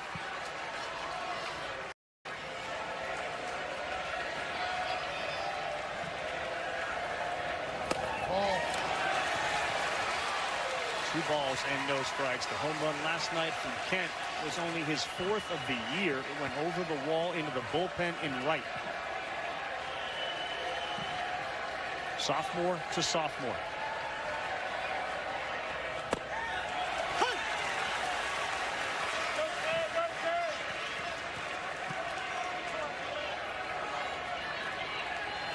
The son of the former major leaguer Jeff Kent.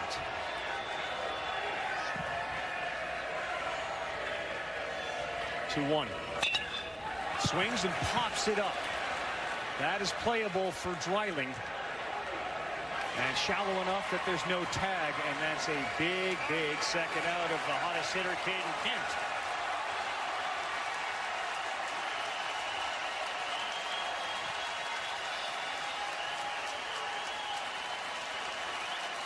Ryan Targach will walk up and pinch hit right here. What a story this is for A&M and Ryan Targach, the 12th man wearing number 12. Tell you the one thing with Targach, and that's why he's hitting here. He was a regular a few years ago. He got beat out this year. Handled it great. He can handle velocity. What gives Targach issues, and honestly why he didn't play a lot this year, is the swing and miss at the spin. But he can handle velocity. That's exactly what he's going to see. Well, the stage is set.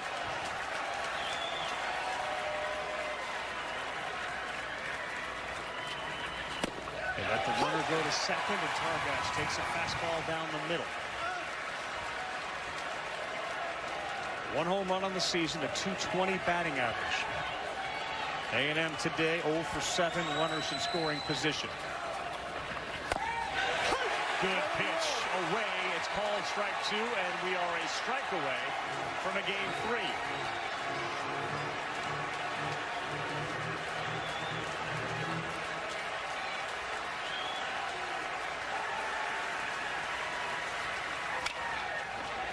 Took a big grip at it and fouled it out of play. Only 1 home run on the season, 28 for his career. Yeah. This is a young man that has hit a few large ones in his time in College Station. Scouting report is as it is, KP, with 2 strikes. You're throwing 1 away. Aren't you in the dirt anyway, or at least with some wrinkle into it? Well, I think you want to run it off the plate, for sure. 0-2, Snead ready. Missed inside. 98-mile-an-hour fastball. Targach takes the deep breath.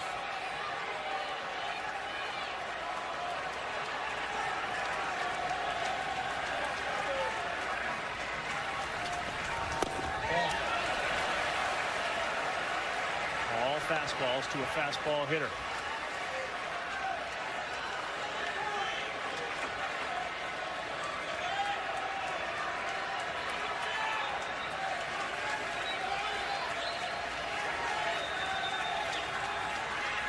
Two. Oh, did he turn around that fastball? But he pulled it foul. Well, will that give you something to think about? Nothing but heaters so far. And it's been the book on Targac is you can throw it as hard as you want. You can turn it around.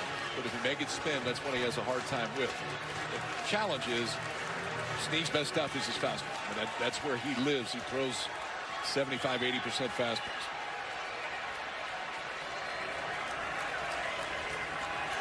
Here he comes again on a 2-2 to Targac.